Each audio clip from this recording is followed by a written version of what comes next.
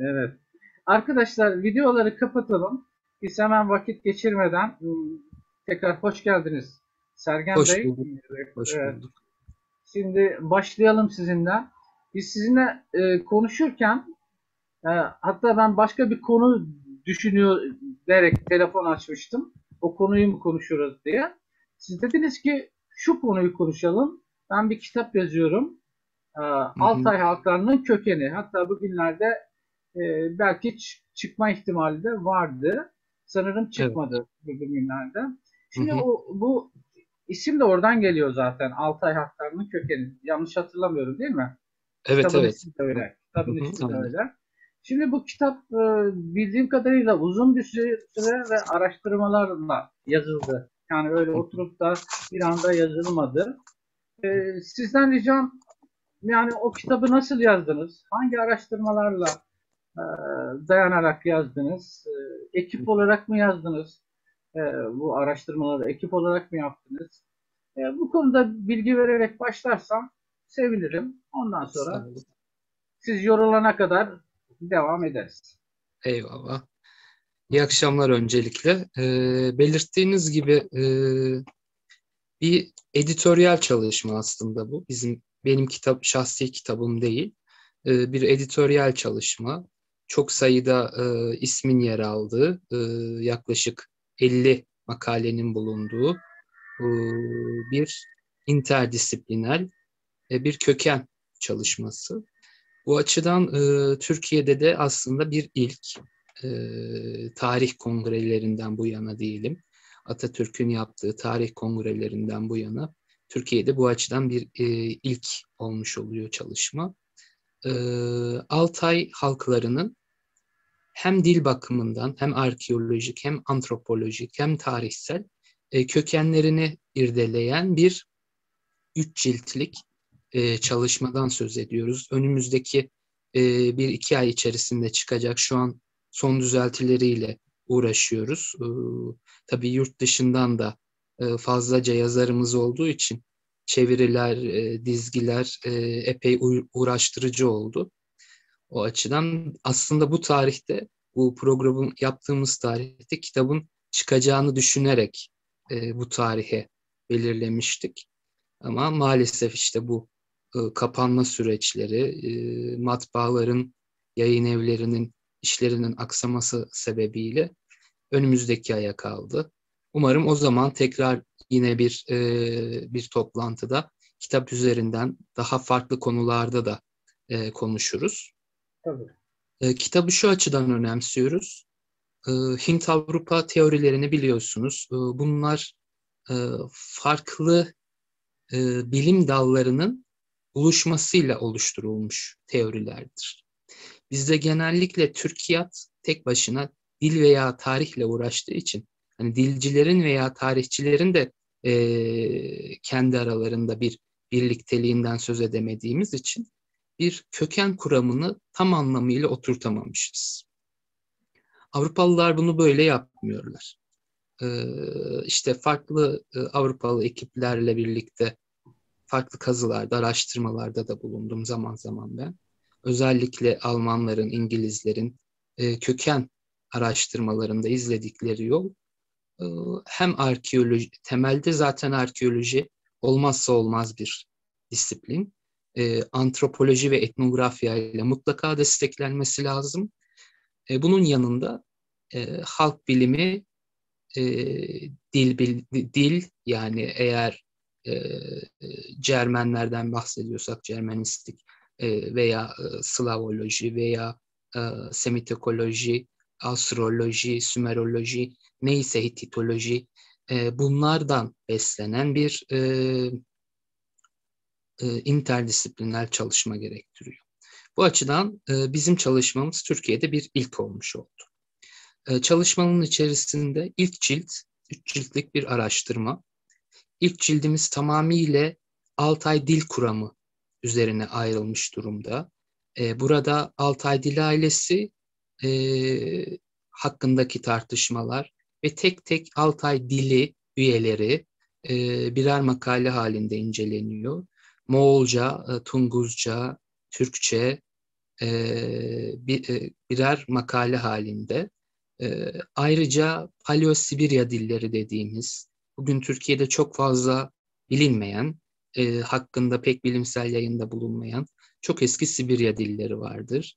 Bunlar hakkında da ilk defa geniş kapsamlı bir makale kitapta yer alıyor. Ayrıca Ural halklarıyla ilgili bir bölüm eklendi, mevcut. Ee, ve dil teorileri üzerine kurulu bir cilt, 500 sayfa civarında. İkinci cildimizde tarih ve arkeoloji üzerine kurulu. En eski arkeolojik köklerden, kültürlerden başlayarak ve ilerleyen dönemlerde tarihi belgelerin ışığında bu arkeolojik kültürleri takip ederek bir arkeoloji tarih cildi oluşturduk. Bu tabii çok daha hacimli bir çalışma. Cilt yaklaşık 800 sayfalık bir cilt. Burada geçtiğimiz yıl Moğolistan'da henüz yeni çıkarılmış eserlerden tutun da 200 yıl önce bu alanda yapılan en eski keşiflere kadar Türk, Moğol, Macar, Koreli bilim adamlarının bir müşterek çalışmasından söz ediyoruz. Üçüncü cildimizde antropoloji ve etnografya içeriği mevcut. Burada da Türk-Moğol halklarının, tabii Tunguzların, Japonların ve diğer halklarında mitolojilerinden özellikle, şamanik dünyalarından, animist dünyalarından, onların dünya görüşünden, soy damgaları, okçuluk, atçılık, bunların her biri bir makale şeklinde kitapta yer alıyor. İçki kültürü, gündelik ve dinsel boyutlarıyla ne tür içkiler tüketiyorlardı, nasıl libasyonlar yapıyorlardı, bunlarla ilgili makaleler yer alıyor. Şamanizmin, eski Türk inançlarının, Moğol inançlarının diğer dinlerle olan münasebetlerini de ayrı başlıklar altında inceledik. Bu da çok önemli. Çünkü nasıl bugün İslam, ya Anadolu'daki İslam'ın içerisinde nasıl bugün bazı şamanik öğeler yaşıyorsa, köklerden getirdiğimiz öğeler, Sibirya şamanizminin içerisinde hem bugün hem de tarihi devirlerde başka dinlerden girme öğeler de mevcut. Şamanizmin içerisine girmiş çok sayıda Hindu, Budist etkiler, Hristiyanlık etkileri veya daha geç devirde İslami etkiler mevcut. Bu nedenle şamanizmin içerisinde gördüğümüz her öğenin şamanizmin öz varlığı olarak algılanmaması lazım. Biz bunu da ayırt edebilmek için şamanizmdeki Hristiyanlık etkilerini bir makale olarak inceledik. Şamanizmdeki Hint etkilerini de bir makale olarak inceledik. Böylelikle şamanlığın, Türk-Moğol şamanlığının özgün varlığını ortaya koymaya çalıştık. Kitabımız bu şekilde. İnşallah çıktıktan sonra tekrar değerlendirme fırsatı buluruz. Şimdilik bunları söyleyelim ve bunun haricinde hani kitabı bir tarafa bırakarak arkeoloji disiplini, köken çalışmalarında nasıl bir metodoloji izler, bundan bahsedelim isterseniz. Öncelikle Avrupa kuramlarının geçmişine bakmamız lazım. Yani arkeolojiyi anlatmadan evvel biraz arkeolojinin tarihçesinden bahsetmek istiyorum ki anlattığımız şeyler daha sağlam bir zemine oturabilsin. Arkeoloji aslında görece yeni bir bilim dalı.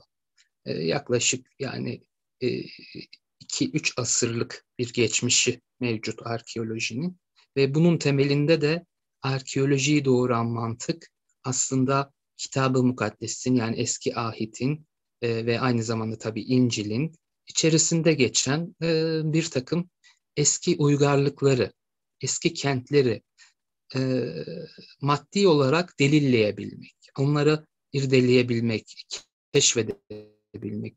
Bu mantaliteyle Avrupa'da ortaya çıkmış bir bilim dalı arkeoloji. Winkelmann'ın çalışmaları öncü çalışmalardır, biliyorsunuz. Bu nedenle Almanlar her zaman arkeolojinin öncü isimleri olmuşlardır. Yani temelinde aslında teolojik araştırmalar vardır arkeolojinin doğuşunda ve Avrupa'nın köken tarihi, Avrupa'nın kendini merak etme, Avrupa'nın Hristiyanlığı ve Yahudiliği merak etme şeyleri vardır arkeolojinin doğuşunda. Bu da tabii ki Avrupa merkezli bir tarihçilik anlayışının doğmasına sebep oluyor yıllar içerisinde. Yani Avrupa doğal olarak kendi tarihini ve inançlarını irdelemeye koyulduğu için bu doğal bir sonuç, yadırganacak bir sonuç değil aslında. Çünkü kendisiyle uğraşıyor. Ama bu tabii aşırılıklar doğurduğu zaman, fazla ben merkezci olduğu zaman, bilimsel dayanaktan yavaş yavaş kopmaya başlıyor ve biraz tarafgir bir tarih yazımına doğru dönüşüyor. Bunun bir eleştirisi meşhur bir kitaptır. Göstermek istiyorum bilmeyenler varsa diye. Genelde bilinen bir kitap. Kara Athena kitabı. Avrupa tezlerinin aslında arkasındaki kurgusal yapıyı doğrularıyla ama daha çok da yanlışlarıyla eleştiren bir temel yapıttır bu Kara Athena. Avrupa kuramının aksaklıklarını, Avrupa merkezci tarih yazımının aksaklıklarını, saptırmalarını merak eden insanlar için bunu Kaynak Yayınları Türkçe'ye çevirdi. Çok önemli, dünya çapında önemli bir kitaptır. Bu kitap hakkında da eleştiriler mevcut tabii ki. Yani bu da temel bir, her söylediği doğru bir kitap değil ama önemli bir çalışmadır. Avrupa tarih yazımının aksaklıklarını incelemesi açısından önemlidir. Bir figür, 100 yıl öncesinin Orta Doğu arkeolojisini aydınlatan Lawrence gibi isimlerin yanında aslında David Hogarth gibi ve Gertrude Bell gibi başka isimlerden söz etmemiz lazım. Yine arkeolojinin ve Batı tarihçiliğinin nasıl oluştuğunu, yani tarihin tarihçiliğini, arkeolojinin tarihçiliğini anlamamız açısından bir biyografi şeklinde Çöl Kraliçesi, Gertrude Bell'in hikayelerini anlatan bir kitap.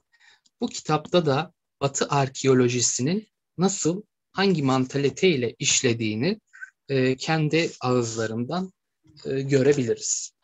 Peki bizde ne var? Bizim tarihçilik Bizi oraya anlayışımız... geçmeden şunu bir vurgulayalım. Güzel başladınız. Sergen Bey. Şimdi birincisi şey gibi e, kilise kaynaklı başladı dediniz Kur'an. arkeoloji. Evet, Evet, evet, yani evet, evet. kilisenin yani Kuramın İsa'nın tarihini anlatıp sonra kendi tarihimize dönelim dedim. evet, yok şeyin arkeolojinin yani kilise kaynaklı başladı. İkincisi de şeyi vurguladınız. Yani Hint-Avrupa kuramının aslında yapılandırıldığını, değil mi? Tabii, tabii. Yapılandırılmış bir tarih olduğunu vurgulamış oldunuz. Evet, yani sonuçta yani şunu söylemek istiyorum. Bazı kimseler bu Avrupalı tarihçilerin yazdığını sanki kutsal bir kitapmış, değişmez gibi bir kitapmış gibi önümüze sürüyorlar da e, yani bunlar doğru. Sizinkiler hepsi yanlıştır tezleri var. Burada sizin ağzınızdan da o tezlerin doğru olmadığı ortaya çıkmış oluyor. Evet. Buyurun, buyurun Serkan. Biz bunların karşısında ne yaptık? Tabii bizde ne yazık ki e, Avrupa'daki kadar köklü bir tarihçilik anlayışımız mevcut değil.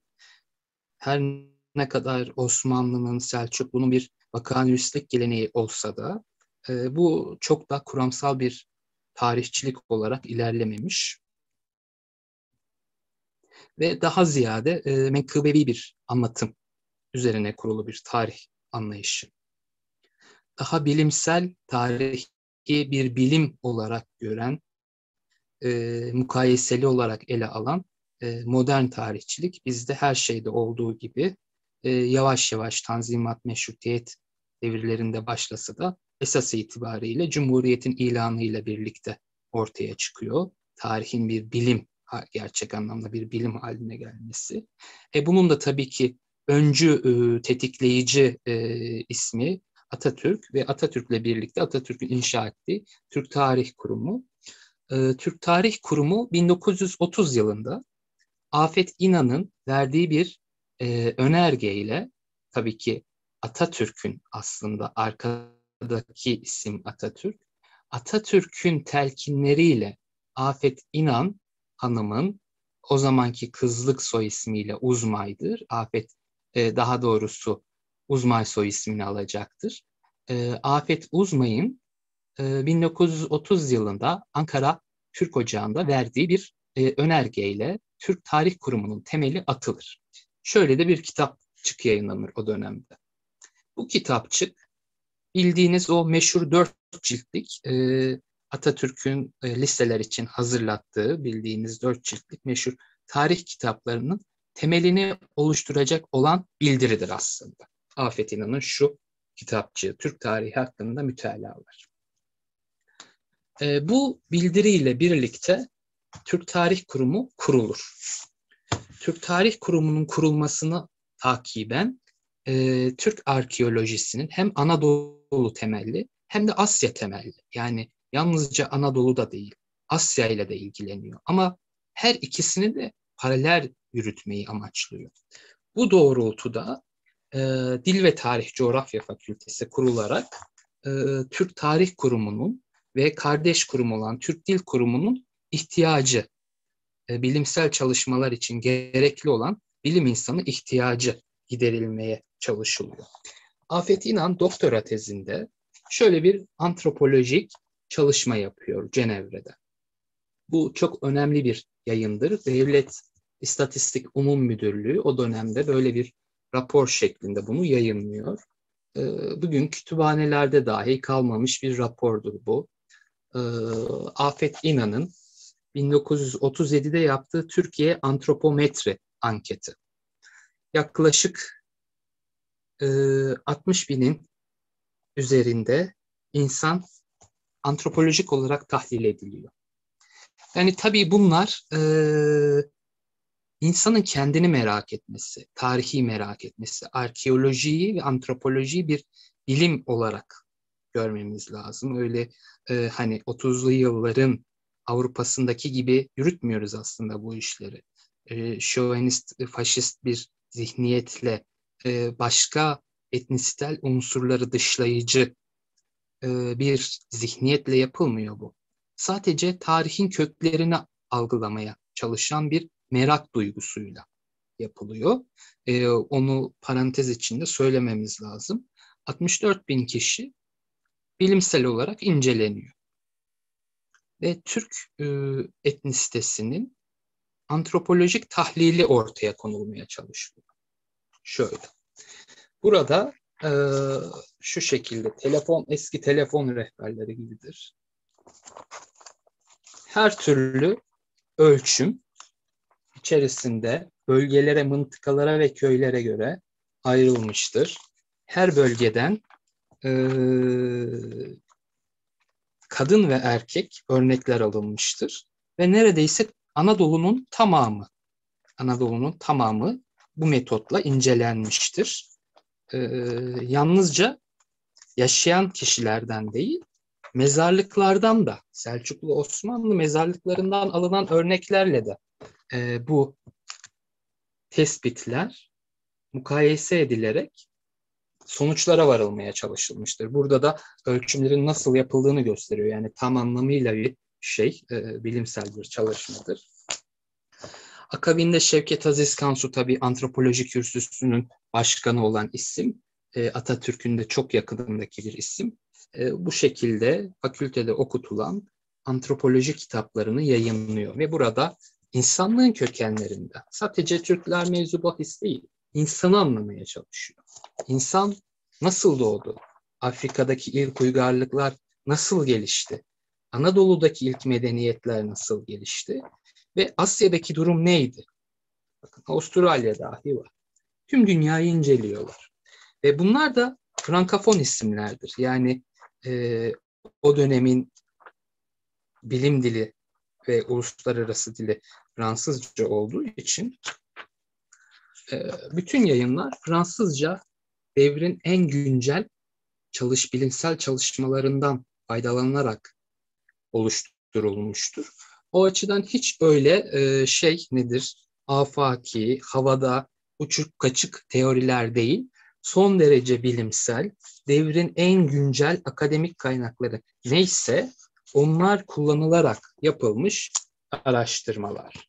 Bakın bunları gösterdik. Sonra işte Suriye, Filistin gibi, Elam gibi, Orta Asya gibi bütün şeyler Türk Tarih Kurumu tarafından yayınlanıyor. Burada Amaç Sergen Bey, şu güzel bir konuyu şey yaptınız da, çünkü bu sizin Afet İnan Hanım'ın ve diğer antropolog bu araştırmalar konusunda şöyle bir suçlama getiriliyor. Siz ona güzel temas ettiniz. Faşizmle veya başka bir şeyle alakası yok diye. Ama evet. bu yanlış olarak bir suçlama olarak yöneltiliyor. Diyor ki Hı işte hı. kafatasçılık yaptılar o günlerde. Bir işte Hitler gibi, Hitler'le aynı kefeye konuyor neredeyse o Hı. çalışmalar. Yani Tabii. Hiçbir alakası yok. Özellikle vurgulamak istedim. Onların bu tarz araştırmaları yapmasının sebebi kendi dışındakini ötekileştirmek. Yani e, ke- kendisini araştırırken diğerinin üzerinde bir yok edici, onu yani soykırıma varacak boyutta onu ötekileştiren, yok eden bir zihniyetten söz ediyoruz. Türkiye tarihinde hiçbir zaman böyle bir şey olmamıştır. Buradaki tek mesele Türklerin ve Anadolu'nun kadim tarihini ortaya koyabilmek ve antropoloji bu açıdan son derece masum bir bilimdir. Yani insanın e, böcekleri, karıncaları inceleyen, dağları, coğrafyaları inceleyen, uzayı inceleyen, mineralleri inceleyen insanın kendi bedenini, tarihini, vücudunu incelemesi kadar doğal bir olay yok. Tabii ki bir bilim dalı olarak antropoloji insanı inceler, kemiklerini de ölçer, kafatasını da ölçer. Fakat bunu siyasal bir şey olarak, etnik bir temizlik malzemesi olarak kullanmak o başka bir şeydir. Onu Almanlar yaptılar, Avrupalılar yaptılar. Biz böyle bir şeye yeltenmedik. Ve aslında bu şeylerin yapılmasının sebeplerinden birisi de Afet İnan Cenevre'de bu araştırmalarını yaparken, tezini oluştururken, daha doğrusu okurken henüz tam anlamıyla tezi de bu değil. Orada tabii ki bu artık dünyada çok daha gelişti. Mitokondriyal DNA'nın haplogrupların incelenmesiyle artık hala yürürlüktedir. Yani artık kemiklerden değil, genetik temelli olarak insanların etnisel yapıları anlaşılmaya, köken tarihi anlaşılmaya çalışılıyor. Tüm dünyada National Geographic gibi büyük şeylerin veya büyük işte Tübingen gibi, Arizona gibi üniversitelerin hala araştırma sahasıdır. E, Afet İnan öğrenimini gördüğü yıllarda Avrupa'da şöyle görüyor. O dönemin işte bu dışlayıcı tarih anlayışı Türkleri, Moğolları sarı ırkın ikinci sınıf aşağı insanları olarak öğretiyor. 1930'ların Avrupa'sında Türkler ve Moğollar gibi halklar sarı ırkın aşağı kişileri olarak anlatılıyor. Afet İnan'ın hatıratları yayınlandı. Galiba Remzi Yayın Evi yayınlamıştı. Kızı Arı İnan da onları derledi ve belgeleriyle birlikte yayınladı. Orada Atatürk'le Afet İnan'ın mektuplaşmalarını görebilirsiniz. Afet İnan, telgrafları görebilirsiniz. Afet İnan Avrupa'dan Atatürk'e bir takım gördüğü derslerle ilgili ara ara malumat veriyor. Atatürk devamlı merak ediyor çünkü ne yapıyorsun, ne ediyorsun.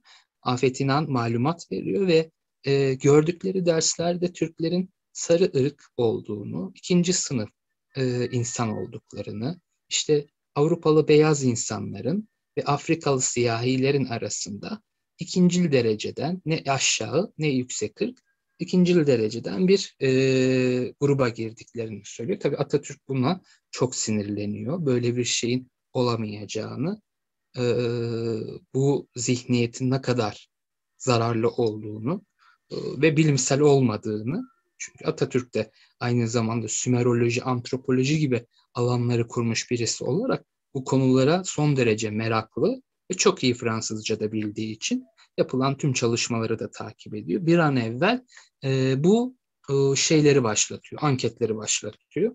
O yüzden bu şeyler, raporlar oluşturuluyor. Bu işin kuram tarihçesi kısmıydı. Yani bunu bir anlatmak istedim öncesinde. Kaç dakikamız var acaba? Geri kalan kısmını da ona göre planlamak istiyorum. Siz devam edin. Şu anda belli değil de e, yani 13 Peki, dakika falan var. Yani tamam, ben size haber veririm. tamam. Buyurun. Şimdi biraz insanlığın doğuşundan bahsedelim. Çünkü madem bu kadar antropolojiden ve grupların insan dilsel bazda alıyoruz tabii. Altaylılar, Semitikler veya Hint-Avrupalılar gibi grupların kökeninden kabaca bahsedeceğiz dedik. O yüzden bir insan nedir? Nasıl ortaya çıktı? Arkeolojinin temelindeki olay bu çünkü. Bundan kısaca bir bahsetmek istiyorum. E, Çünkü şöyle bir şey var. Zihnimizde berrak bir kronolojinin olması lazım. Bu her şey için böyle. Eğer kronoloji kafamızda oturmamışsa o boşlukları yanlış bilgiler doldurur. İnsanın kronolojisini kafamızda kaba taslak oluşturursak diğer bütün uygarlık tarihine ait öğeleri, kültürleri, medeniyetleri, halkları onun içerisinde uygun bir konuma yerleştirebiliriz. Onun için insanlık tarihinin 2,5 milyon yıl önce Afrika'da başladığından söz edelim. Bilindiği gibi Habilisler 2,5 milyon yıl evvel Afrika'da ortaya çıkarak ilk taş aletleri yonttular. Böylelikle bu yontulan taş aletler, yontuk çakıl dediğimiz ve ilk defa Moldova kültüründe ortaya çıkan en eski arkeolojik kültürü de budur. Bu arada isminden söz edelim. Afrika'daki Moldova kültürü. Sadece bir yüzünden yontulmuş şöyle bir taş varsa bu taşların uçlarından yontularak kesici bir yüzey oluşturulmuş basit kesme aletleridir. Kıyıcılardır bunlar. 2,5 milyon yıllık tarihi var. Fakat arkeoloji tabii durağan bir bilim değil. Yeni kazılar arttıkça, keşifler arttıkça bilgilerimiz de değişiyor. Son birkaç yıl önce yapılan keşifler bu bilgimizi önemli ölçüde sarstı. e, ilk insanın yani Homo grubunun ilk üyesi olan Habilislerin 2,5 milyon yıl önce ortaya çıktığını söyledik. Bunu 2,8 milyon yıla kadar öteleyebiliyorlar. Fakat yeni keşfedilen bir takım taş aletlerin tarihi 3 milyon yıldan eski çıktı. Neredeyse 3,5 milyon yıl eşiğine dayanan bir tarih söz konusu. Bu da şunu ortaya çıkarttı. Ee, Eğer o devre ait şu an keşfedilmiş bir fosil mevcut değil, bir insan fosili mevcut değil. Ee, Keşfedilemezse ki o açıda duruyor çünkü insanlığın evrimsel çizgisi 3 aşağı 5 yukarı belirlenmiştir. İlk taş aletlerin, doğal olarak ilk arkeolojik kültürlerin ortaya çıkması insanın tarihinden daha eski. Henüz insan ortada yokken, insanın ortaya çıkmasından neredeyse 1 milyon yıl evvel Afrika'da insanımsılar, insan değil insanımsılar, bunlar Australopithecuslar tarzında ünlü Lucy fosili vardır biliyorsunuz. Lucy fosili bir Australopithecus fosilidir bu. Bu Lucy fosili tarzında insanımsıların işlediği taş aletler insanlığın ilk arkeolojik kültürlerini oluşturmuş olmalı. Milyonlarca yıl bu böyle sürdü gitti. Ne zamana kadar? 200 bin yıl eşiğine gelindiğinde modern insanın ortaya sapiensin ortaya çıkmasıyla birlikte insanın eski türleri bir bir yok olmaya başladılar. Erektuslar, habilisler gibi türler bir bir yok oldular. 200 bin yıl evvel Afrika'da ilk modern insan ortaya çıktı. Esas miladımız tabii ki budur. 200 milyon yıl önce ortaya çıkan bugünkü bütün modern insanların ataları Doğu ve Güney Afrika'da 200 bin yıl evvel ortaya çıkarak mevcut tarihimizi aslında başlattılar. Ve bunlar yaklaşık 100 bin yıl önce Sapiens Afrika'dan dışarıya çıktı, Asya'ya adım attı. 70 bin yıl eşiklerine gelindiğinde Sapiens'in Hindistan'a kadar ilerlediğini, bir kolunun 50 binli yıllarda Avustralya'ya kadar sokulduğunu, adaları aşarak Avustralya'ya kadar sokulduğunu, öteki kolunun yine 50 bin yıl eşiğini aşarak 45 bin yıla gelindiğinde Sibirya'ya girdiğini görüyoruz. İşte Sibirya'da Türklerin, Moğolların ve diğer pek çok diğer öteki tüm Asyatik halkların temelini oluşturan grubun, Altayik halkların temelini oluşturan grubun, Sapiens'in ilk defa 45 bin yıl evvel Sibirya'ya girdiğini görüyoruz. 200 bin yıl önce Afrika'da oluştu dedik. Yaklaşık 100 bin yıl önce Afrika'dan Asya'ya çıktı. 70 binde Hindistan eşiğine geldi. 50 binde adaları aşarak Avustralya'ya kadar ulaştı. 45 binde ise Sibirya içlerine, Altay dağlarına ulaştı. İşte burada meşhur duymuşsunuzdur. Denisova mağarası, yani Altay Türkçesindeki ismiyle Ayıtaş mağarası önemli bir merkez konumunda. Yerel dilde Ayıtaş olmasına rağmen bu mağaraya sığınan bir rahibe, Deniz isimli bir rahibe atfen Denisova mağarası, Denisovan insanı ismini alan fosil son yıllarda antropoloji taksonomisini de önemli ölçüde değiştirdi. Çünkü aslında tam anlamıyla vücut iskeletlerinden söz edemesek de parmak kemiği gibi, diş gibi küçük buluntular var. Fakat bunların genetik çözümlemeleri yapıldı. Bu çözümlemeler sayesinde biz morfolojik olarak bu fosilleri herhangi ayrı bir insan türüne koyamazken onların genetiğinin sapienslerden farklı olduğunu gördük genetik sayesinde.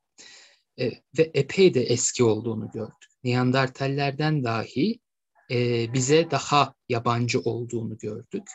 Ve bunların yaklaşık bugünkü tespitlere göre 300 bin yıl öncesine kadar dayandığı anlaşılıyor. Altaylardaki Denisova mağarası Sapiens'in bölgeye gelmesinden, Sapiens bölgeye 45 bin yıl evvel geldi dedik. Yaklaşık tabii ki bu tarihler. Yaklaşık 250 bin yıl önce, yani 300 bin yıl önce bu insanların Altay mağaralarını iskan ettiklerini görüyoruz. 250 bin yıl boyunca da orada yaşamışlar. Ve 50 bin yıl, yani 45 bin yılda Sapiens bölgeye gelmiş. Ama Sapiens'in bölgeye gelmesinden önce 200 binde 100 bin yıl eşiklerinde bölgeye Neandertallerin geldiklerini de görüyoruz. Bu neyi doğuruyor? Altay dağlarında 300 bin yıldan başlayıp 45 bin yıl öncesine kadar ve belki biraz daha sonrasına kadar 3 farklı insan türünün bölgeyi iskan ettiğini, aynı mağarayı iskan ettiğini görüyoruz. Denisovan dediğimiz veya Altay insanı ismiyle, Altayensis ismiyle anılan bir insan türü, aynı zamanda Neandertaller ve ondan sonra da Sapiensler. Ve bu genetik araştırmalar bize şunu da gösterdi. Bu üç insan türü de birbirleriyle ilişkide bulunmuşlar ve melez tür değil, melez bireyler dünyaya getirmişler. Bugün Akdeniz Havzası'ndaki insanlarda ciddi miktarda Neandertal genetiğinin korunduğunu biliyoruz. Aynı şekilde Asya'da, özellikle Güney Asya ülkelerindeki halklarda ciddi miktarda, %5'leri bulan miktarlarda eski Denisovan genetiğinin varlığı tespit edilmiş durumda. Bunu da şu şekilde yorumluyorlar.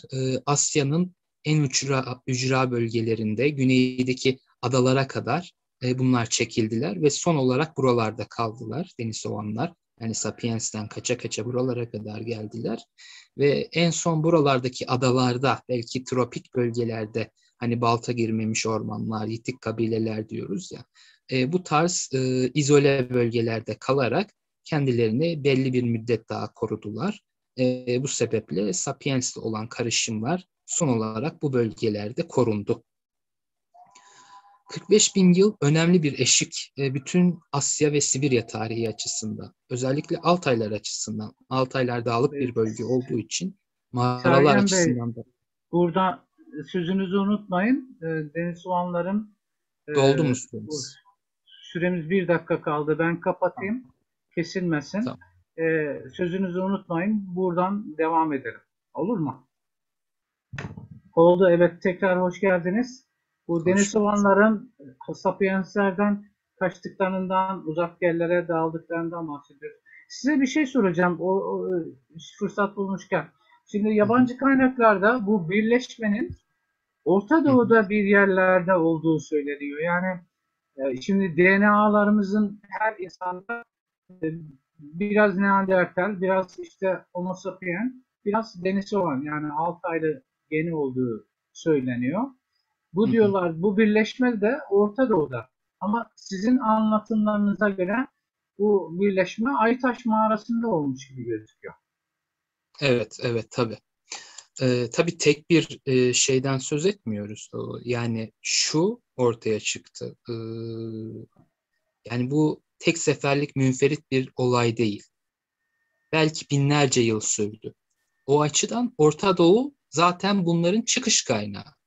Ve o çıkış kaynağında aslında ayrılma kaynağı. Neandertallerin, Denisovanların ve Sapienslerin dahil olduğu ortak atanın kollara bölünmesi olayı zaten Orta Doğu'da gerçekleşiyor ve Afrika'da gerçekleşiyor. Ee, Yani eski dünyada gerçekleşiyor, Asya'da değil. Doğal olarak bu çatallaşma zaten burada oldu. İlk orada oldu. Kollar birbirlerinden koptu. Ee, Akabinde de bunlar belirli periyotlarda e, melezleşmişler, melezleşiyorlar. Bunun pek çok kez gerçekleştiğini nereden anladık? Bir Denisova melez kızı e, keşfedildi Ayıtaş mağarasında geçtiğimiz yıllarda.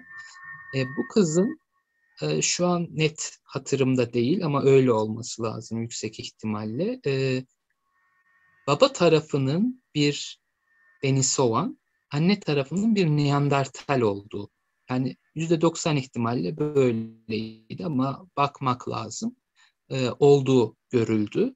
Denisovan bir baba ve Neandertal bir annenin melezi bir kız 6 aylarda. Fakat daha ayrıntılı araştırmalar baba soyunun yani Denisovan soyunun ataları arasında da daha evvelki yıllara ait bir melezleşmeden doğan bir Neandertal genetiğinin mevcudiyetini gösterdi. Bu açıdan bir Neander-Denisovan ilişkisinden doğmuş bir çocuktan söz ediyoruz. Fakat Denisovan babanın genetiğinde de daha önce bir anneannenin Neandertal olduğunu görüyoruz. Böyle bir şey söz konusu. Yani bu tek başına bu örnek bile ilişkilerin farklı dönemlerde pek çok kez yaşandığını gösteriyor. Altaylara Neandertal akınının da farklı kaynaklardan birkaç defa gerçekleştiğini burada söylememiz lazım. Ee, Neandertal nesli öyle görülüyor ki Altaylar'da bir dönem kurumuş. Mevcut fosil kayıtları na göre söylüyoruz bunu. Belki bu boşluklar ilerleyen yıllarda dolabilir. Fakat bugünkü görüntüye göre e, Neandertal neslinin bir dönem e, bölgeden çekildiğini veya daha cılızlaştığını görüyoruz veya belirli bir bölgeye doğru çekildiğini söyleyebiliriz. Altayların bir kısmına doğru. İlk göçlerin olasılıkla Orta Doğu kaynaklı ve Asya'nın güneyinden Altaylara sokulduğunu Neandertaller açısından. Daha sonra 60 binlerde, 60 bin eşiğinde diyelim, bu da artı eksi tarihlidir bunlarda ama çok daha yakın dönemlerde İkinci bir Neandertal dalgasının Karadeniz'in kuzeyinden doğrudan Avrupa içinden klasik Neandertaller dediğimiz Neandertallerin Avrupa içlerinden koparak Karadeniz'in kuzeyi ve Kafkaslar vasıtasıyla Altaylara sokulduğunu görüyoruz. Bu sokulan ikinci grup, ikinci hat Neandertal grubu da daha evvel gelen, Orta Doğu'dan gelen Neandertal grubu da Denisovanlarla karışmışlar. O açıdan farklı dönemlerde farklı melezleşmelerin olduğunu söyleyebiliyoruz. Öyle ki Avrupa'dan daha geç devirde gelen Neandertallerin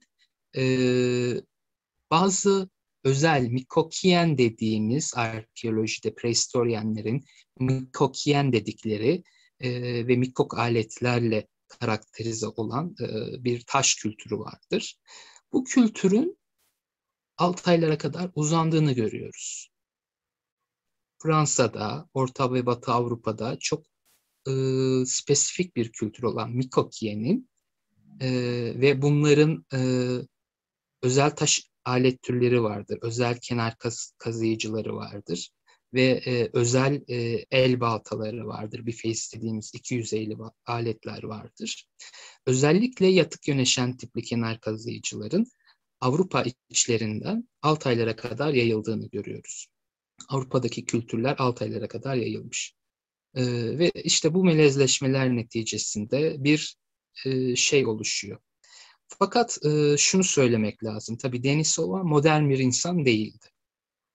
Neandertal de modern bir insan değildi. Bunların tamamı yok oldular. Her ne kadar genetik miraslarını melezleşmeler yoluyla bir ölçüde Sapiens'e miras bırakmış olsalar da bugün yani da Sapiens'in Sibirya'da Sapiens'in görülmeye başlamasının 45 bin yıl öncesinde olduğunu ve aslında modern insanın görülmeye başlamasıyla sanatın, sofistike düşüncenin, dinlerin de bu tarihten itibaren rahatlıkla Sibirya'da oluşmaya başladığını söyleyebiliyoruz. Arkeolojik bulgular bunu zaten destekliyor. Denisovan mağarasını önemli kılan noktalardan birisi buradaki çok nadide özel insan türlerini barındıran fosillerin yanı sıra çok eski bir takım sanatsal eserlerin de mevcut olması. Mağara kazılarından tespit edilen çok eski bazı sanatsal buluntuların da Denisova'da yer alması.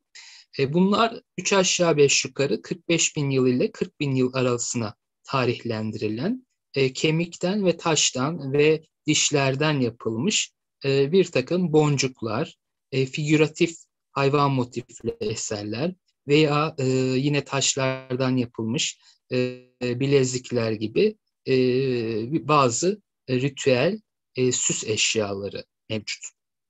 Anadolu'nun en eski sanat eserlerini incelediğimizde veya Avrupa'nın en eski sanat eserlerini incelediğimizde sanatın üst paleolitik dönemle birlikte doğduğunu, köklerinin belki orta paleolitik devriçlerinde olabileceğini, fakat kırılma noktasının 45 bin yıl olduğunu, 45 bin yılı takiben Anadolu'da ve Avrupa'da da sanatın ve soyut düşüncenin ortaya çıktığını söylüyoruz. Aynı şeyin Sibirya içinde söz konusu olduğu görüldü. Sapiens'in bölgeye girmesiyle birlikte Sibirya sanatının ve muhtemel Sibirya animistik düşüncelerinin ki bu animist düşünceler gelişe ilerleyen bin yıllarda klasik Altay şamanizmine kadar kavuşacaktır. Oluşmaya başladığını, bu eşiğin de 45 bin yıl olarak kabul edilebileceğini söyleyebiliyoruz. Yani bu tarih bir nirengi noktasıdır Sibirya tarihi için. Modern insan ortaya çıkmış ve yavaş yavaş bu modern insan Sibirya içlerine daha kuzeydoğuda Bering'e kadar dayanarak ve Bering'i aşarak Amerika kıtasının içlerine kadar yayılmışlardır. 15 bin yıl eşiğinde bu tarihler yeni genetik keşifler ve fosil buluntularla değişebiliyor. Fakat 45 bin yıl Sibirya Altaylar için söz konusu dedik. 15 bin yılında Bering Boğazı'nı geçiş tarihi olarak genel olarak kabul edildiğini bugün söyleyelim. 15 bin yıl eşiğinde Bering Boğazı aşılarak bugünkü Kuzey ve Güney Amerika Sibirya kökenli insanlar tarafından kolonize edilmeye başlanıyor. Bunu arkeolojik buluntular üstünden zaten çok rahat takip edebiliyoruz. Clovis ok uçları dediğimiz bazı taş aletler, mızrak uçlarıdır bunlar aslında, yani hem ok uçları hem mızrak uçları var. Belki savurga dediğimiz uzun sopalar ucuna takılıp fırlatılan şeyler gibi, yani okla mızrak arası bir takım silahlardır bunlar. Savurgalar, mızraklar, ok uçları üretiliyor ve bu taş aletlerin Sibirya'dan Kuzey Amerika'ya doğru yayıldığını görüyoruz. Genetik zaten bunu matematiksel olarak ortaya koymuş durumda. Yani arkeometrik olarak bu insanların özellikle Baykal bölgesinin çok kritik olduğunu görüyoruz. Baykal'daki Malta fosillerinin Amerikan yerlilerinin ataları olduğunu görüyoruz. Bu genetik olarak ortaya kondu zaten. Arkeoloji de bunu zaten destekliyor. Arkeolojik bulgular, genetik bulgularla bütünleştiği zaman Sibirya yerli halklarının Amerikan kültürlerini, Amerikan yerli kültürünü doğurduğunu, doğal olarak çok erken bir dönem olması sebebiyle Asya'yla fazla benzeşmeyebilir. Farklılıkları ortaya çıkmış, lokalleşmiş olabilir. Ama bir köken birliğinin de mevcut olduğunu söyleyebiliriz. Ayrıca şunu da belirtmek lazım. Yalnızca Asya'dan Amerika'ya göçler gerçekleşmiyor. Bu 15 bin yılı takiben Amerika'da yerleşen, koloniler kuran insan grupları zaman zaman tarihin farklı devirlerinde bir kez Amerika'dan Asya'ya geçiyorlar. Tersine göçler de mevcut. Yani tek seferde bir insan grubu Asya'dan Amerika'ya gitti ve iş orada bitti. Öyle bir şey söz konusu değil. Asya'dan Amerika'ya pek çok geçiş evresi var. Pek çok göç dalgası var. Ve bunun akabinde de orada lokalleşen, orada kendine özgü gelenekler üreten grupların zaman zaman oradan bu kez Asya'ya geldiğini, hatta onların belki Altaylara kadar yayıldığını, Altaylara kadar, yani Yakutistan'ı ve e, Baykal bölgelerini aşarak Sibirya içlerine kadar ilerlediklerini görebiliyoruz. Bu tarihler tabii ki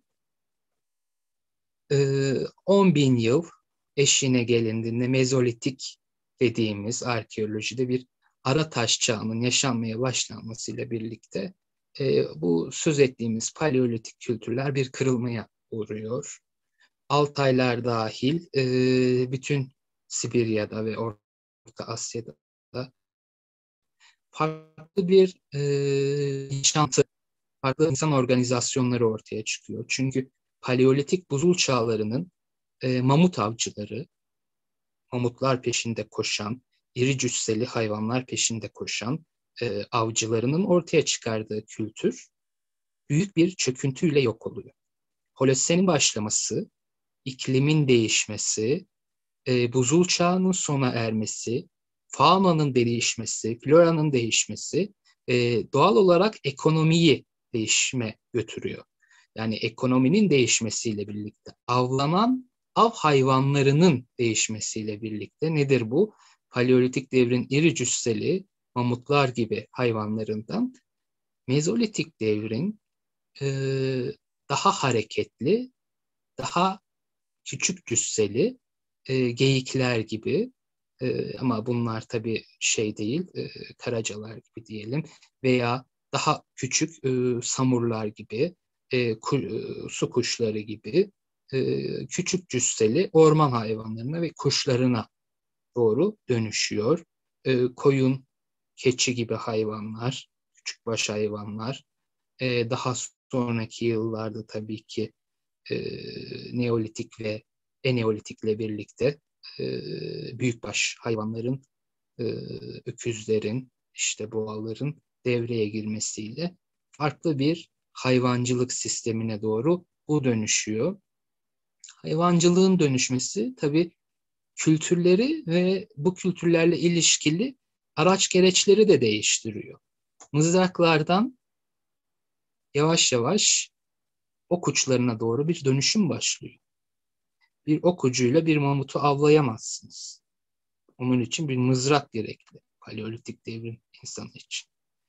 Ama hızlı bir orman hayvanını avlamak için ok ucu, ok ve yay çok daha kullanışlıdır.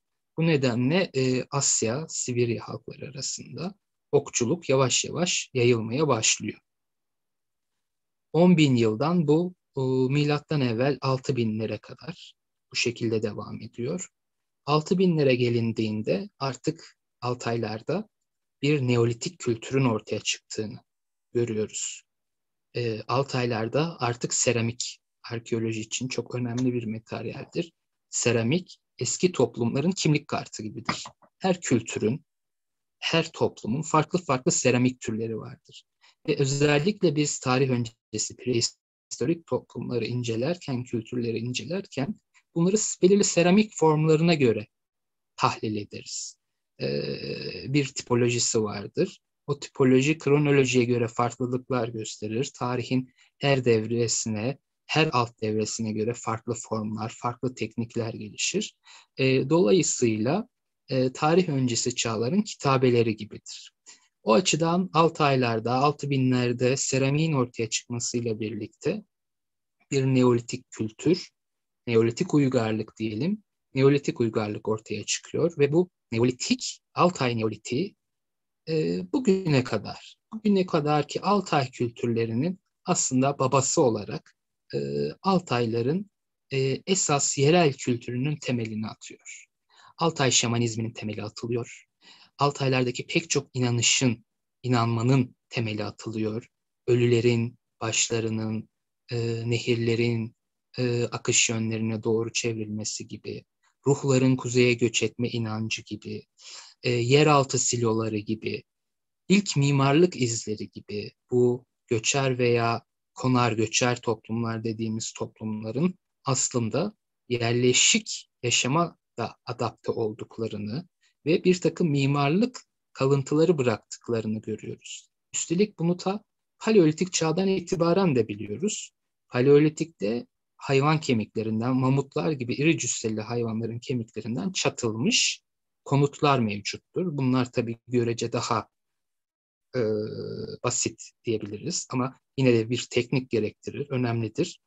Onun haricinde Mezolitik'te ve Neolitik'te e, çadır yurt dediğimiz Altay yurtlarının temeli olacak ama toprağa daha yerleşik e, yapıların temelleri atılıyor. Bunlar kazılarda tespit edilmiştir. 10 bin yıl önce biz Altaylar'da mimari kalıntıların varlığını biliyoruz. Rahatlıkla söyleyebiliriz yani yaklaşık 10 bin yıl evvel Altaylar'da bir yerleşik kültür demeyelim tabii bu iddialı bir şey oluyor ama yerleşik yaşamı da biliyorlar diyelim. Yerleşik yaşamı da biliyorlar. En azından yaylak kışlak zihniyetinde bir yaşam stilinde veya hayvanların göç yollarının yoğunlaştığı bölgelerde uzun süreli kamplar kuruyorlar. Başlarına buyruk, ağaç kovuklarında veya mağaralarda yaşamıyorlar. Bir mimarileri var, yurt kuruyorlar ve bu yurdun içerisinde yaşıyorlar. Bunun içerisinde ocak yerleri, çadır dediğimiz ama bu bir çadır değil, nedir? Hani keçe bir çadırdan söz etmiyoruz. Ağaçlardan çatılmış, belki üstü yine çamurla, kerpiç benzeri bir materyalle ve derilerle örtülmüş toprağa daha yerleşik bir çadırdan bahsediyoruz. Yani at üstüne yüklenip de götürülen bir çadır değil bu. Toprağa daha yerleşik bir çadır anlayışı var. Bu Mezolitik'te ortaya çıkıyor ve Neolitik çağ boyunca ve sonraki çağlar boyunca Altaylar'da devam ediyor. İnancın temeli devam ediyor. Ekonomi yavaş yavaş avcı toplayıcılık ekonomisi bir çoban ekonomisine doğru evriliyor. En büyük şeylerden birisidir bu. Yerleşik kültürlerin evcil hayvancılık ve toprağa, ziraata dayalı kültürlerinin yanı sıra, avcı toplayıcı kültürlerin yanı sıra bir de pastoral kültürlerden söz etmemiz lazım. Aslında Sibirya'da ve Orta Asya bozkırlarında gördüğümüz genel ekonomik modellerden birisi budur. Avcı toplayıcılığın yanı sıra bir çoban kültürü, evcil hayvancılığa dayanan bir pastoral çoban kültürü Altaylar'da ortaya çıkıyor ve bu kültür, ya daha doğrusu bu ekonomik model e, tarih boyunca günümüze kadar bölgede süre geliyor. Neolitik devirden itibaren Güney Sibirya hattında Altaylardan Ural bölgesine ve Altaylardan doğuda Baykal'a ve Okyanus'a kadar olan bölgelerde Türklerin, Moğolların, Tunguzların hepsinin Altay kavimlerin ataları olan insan gruplarına ait arkeolojik kültürler bölgede yayılmaya başlıyor. Bunlar ne zaman birbirlerinden kopmaya başladılar? Önemli olan soru budur. Yani kültürlerin farklılaşmaya başladıkları dönem. Tabii bunun için çok çok daha fazla arkeolojik araştırmalara ve yeni genetik araştırmalara ihtiyaç var. Yavaş yavaş biz Tunç çağları içerisinde Neolitik'i ve Eneolitik'i geçtik. Tunç çağları yani metal artık insanın hayatına girdi. Bu da Altaylar için nedir? Eski Tunç çağının başlaması milattan evvel 2500'lerdedir. 2500'lerden Demir çağına kadar, Demir çağına da 900 yıl öncesine, milattan evvel 900'lerde başlatıyoruz.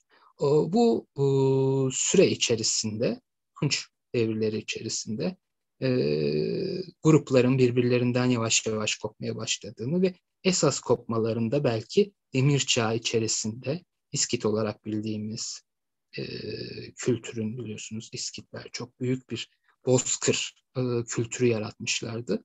Fakat bu İskit kültürünün temelinde de bu gökten bir anda pat diye inmiş bir şey değil. Çok yüksek bir kültürden söz ediyoruz ve organizasyondan. Kökleri Geç Tunç çağı içerisindedir. E, Yavaş yavaş koptular. Dilcilerin tabii bununla ilgili teorileri mevcut. Dilciler Türk dilinin Moğol dilinden ve Tunguz dilinden ne zaman ayrıldığına dair bir takım kronolojik tablolar veriyorlar. Onların tablolarını da konuşmamızın en başında söylediğimiz kitabın dil kısmında ayrıntılı olarak hem tez hem antitez örneklerle birlikte bulabilirsiniz. Bu söz ettiğim Altayların Paleolitiği, Neolitiği, Mezolitiği konularını da çok ayrıntılı bir şekilde e, yine söz ettiğimiz kitabın ikinci cildinde, arkeoloji cildinin giriş kısmında ben kaleme aldım. Bu bütün söz ettiğim kültürleri arkeolojik buluntularının görselleriyle birlikte o çalışmada bulabilirsiniz. İsterseniz yani bu çok fazla uzayabilir. Kitapta da 3 ciltlik bir çalışma, istenilmeyecek kadar ayrıntı mevcut. Kitap çıkınca buradan ayrıntıları merak eden insanlar bunları okuyabilirler, göz gezdirebilirler. Şimdilik bu kadar biz söz edelim.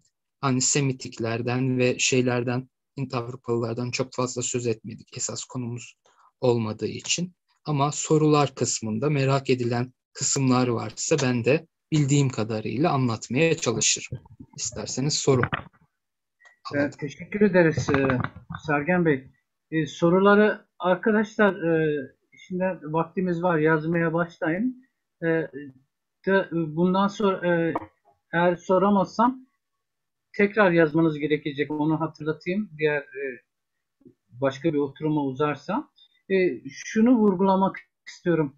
Güzel bir konuya temas ettiniz. Yani hepsi güzel de o en çok tartışılan ve söylenen, bize suçlanan bir şey var. Türklerden hep yabancı dilde nomadik derler. Yani göçebe, konar göçer. Hı Neyse hı. bizimkiler de farklı bir şeyler söylüyorlar. Göçer toplum ya da göçebe toplum. Yani yabancı dilde bunun karşılığı oradan geliyor. Nomadik diyorlar. Bir de biz Evet. bunu da kabullenmişiz. İşte 40 çadırla imparatorluk kurduk. 200 çadırla bilmem ne kurduk diyorlar. Ama siz dediniz ki bu Şu hemen Sibirya'da gösterelim. Söz ettiğiniz Early Nomad Period dediği bu kronolojik, şeyin e, Güney Sibirya kültürleri açısından Sovyet arkeolojisinin de sonradan temel İngilizce çevrilmiş evet, kitaplarından biriydi. Bütün İskit Hun dönemlerini kronoloji tablolarında evet. erken göçebeler çağı olarak adlandırır. Şimdi milat yani 8.000 yıl önce 8-10 bin yıl önce yerleşim yerleri bulduk dediniz. Değil mi? Tabii Yani tabii. bu bizim Tabii. bildiğimiz resimlerde gördüğümüz ağaçlardan çatma, Hı hı. çamurla ya da deriyle sıvanmış toprağa bitişik Evet, yani tabii. sökülmeyen bir yerleşim yerlerinden. Yani şimdi o demek ki bizim atalarımız yani 8-10 bin yıldır yerleşik yaşamı biliyorlar. Yani hepsi olmasa bile bir kısmı biliyor. Değil mi? Tabii tabii. Tabii yerleşik Yani o yani zaman yerleşik o zaman mimarileri mevcut diyelim. mimarileri mevcut.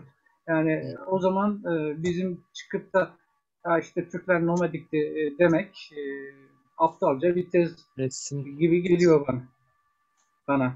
Evet, şimdi sorular geliyor. Şimdi e, Osman Bey sormuş sanırım şuradan. 50 bin yıl önce Sibirya'ya ulaşanlar maymun gibi kıllı mıydı yoksa giyinik kişiler miydi? Yani Şey, böyle bir soru var. E, Osman Fikri Hoca mıydı o? Osman Sertkaya. Evet, Osman Osman Sertkaya. Fikri. İsim 50 bin yıl benzerliği Osman önce Fikri Osman değil. Fikri değil. Osman Fikri Sertkaya değil. Osman Sertkaya. tamam pardon. Evet. İsim Evet. benzerliği. Evet. Ee, giyinikti. Giyinikti. Maymun gibi kıllı mıydı bilemeyiz. Kıllı olabilir. Kıllıydı muhtemelen. Yani şöyle maymun gibi kıllı mıydı? Bütün vücudu maymun gibi kıllı. Hiçbir insan grubu maymun gibi kıllı değil. Yani sapiens. Maymun bambaşka bir şey. Yani maymun dediğimiz aslında Han e, tamamıyla başka bir cins tür bile değil. Ama primat grubu içerisinde, primat takımı içerisinde o zaman ondan da azıcık bahsedelim. E, insan tarihi, primat tarihinin bir parçasıdır. Primat dediğimiz ne? Bugün işte gündemde Covid virüsü devamlı mutasyon geçiriyor ve bunu da hayvanlarda deniyorlar, değil mi? Özellikle tıp alanında, tıp deneylerinde ilaçlar denenirken bir meşhur şey vardır tabir. Kobay faresi, değil mi? Fareler üstünde denerler. Bunun bir sebebi bizim insan yapısına, genetiğine kısmen uyumlu olması. Uyumlu. Bunun sebebi de primatlardan kaynaklanıyor. Ee, en eski primatların, Purgatorius'lar gibi primatların 65 milyon yıl önce bunların basit fare benzeri canlılar olduğunu görüyoruz. Yani kaba taslak zihinde canlansın diye söylüyorum. Fare benzeri kemirgenler bunlar. 65 milyon yıl önceki en eski atalarımız, en eski primatlar. O primatlardan, o fare benzeri kemirgenlerden bütün maymunlar, insanlar, neandertaller, goriller, orangutanlar hepsi onlardan türüyor. Bunlar iki esas ana kola ayrılıyor.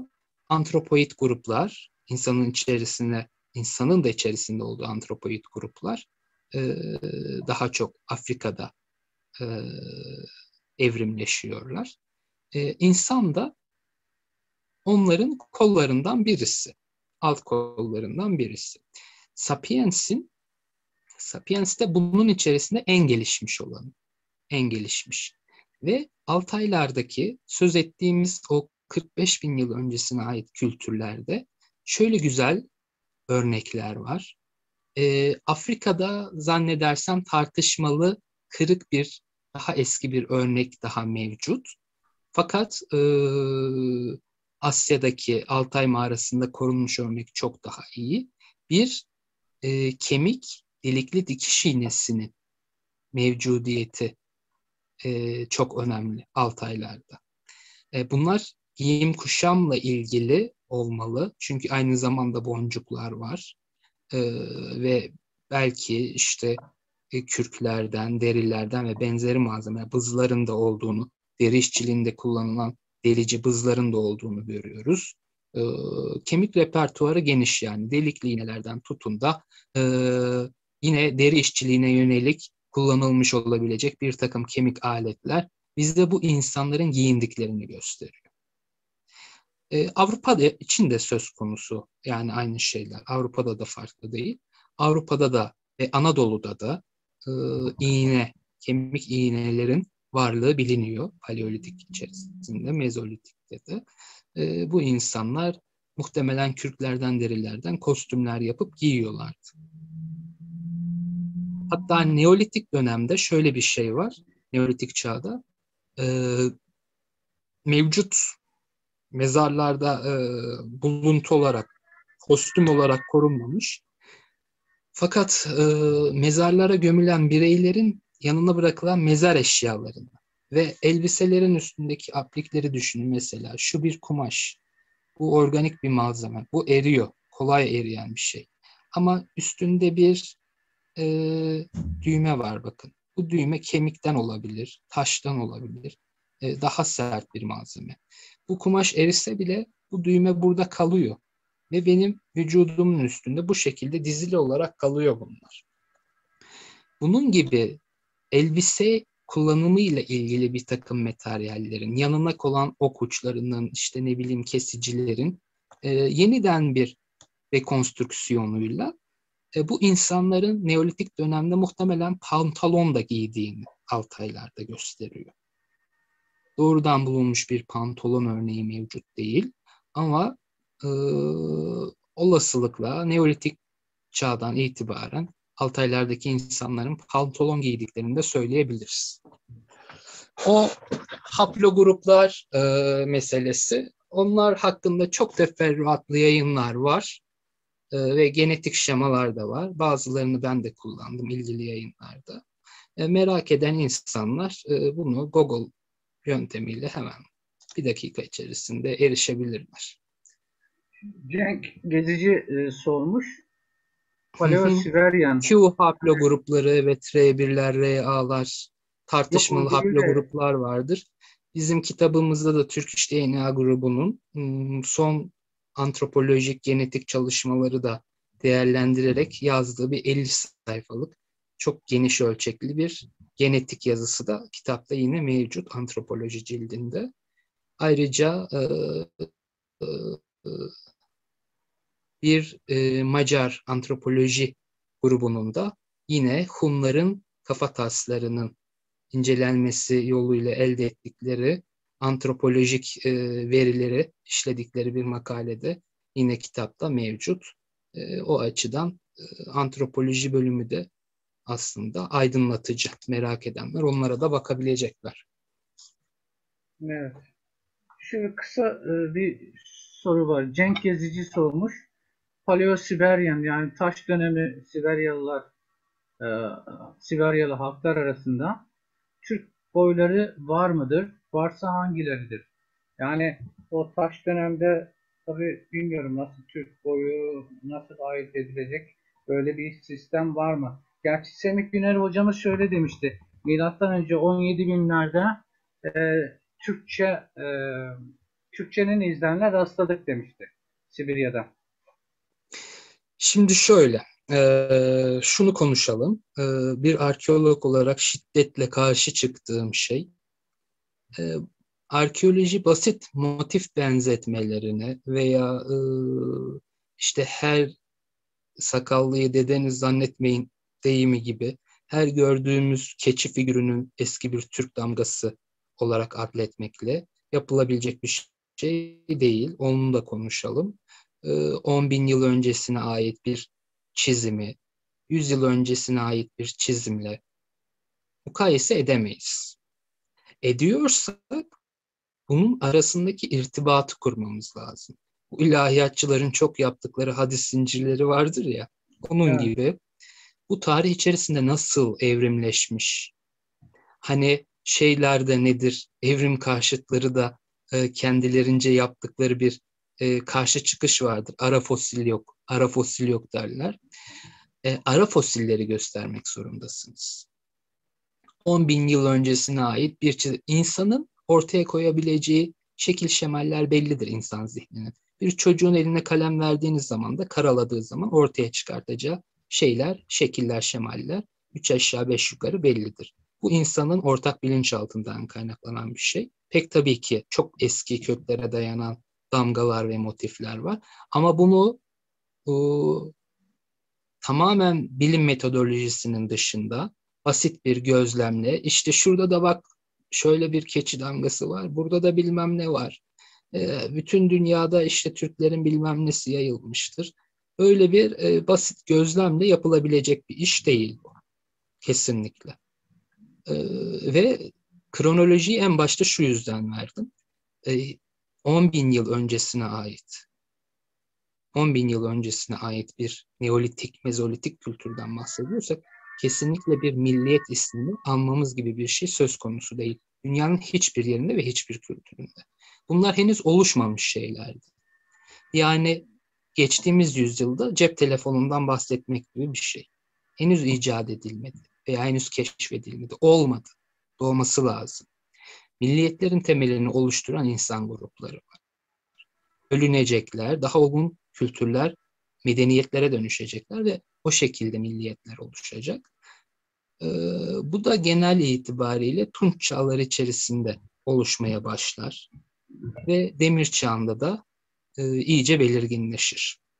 Evet. Bu Sibirya'da da böyle, Orta Doğu'da da böyle yani.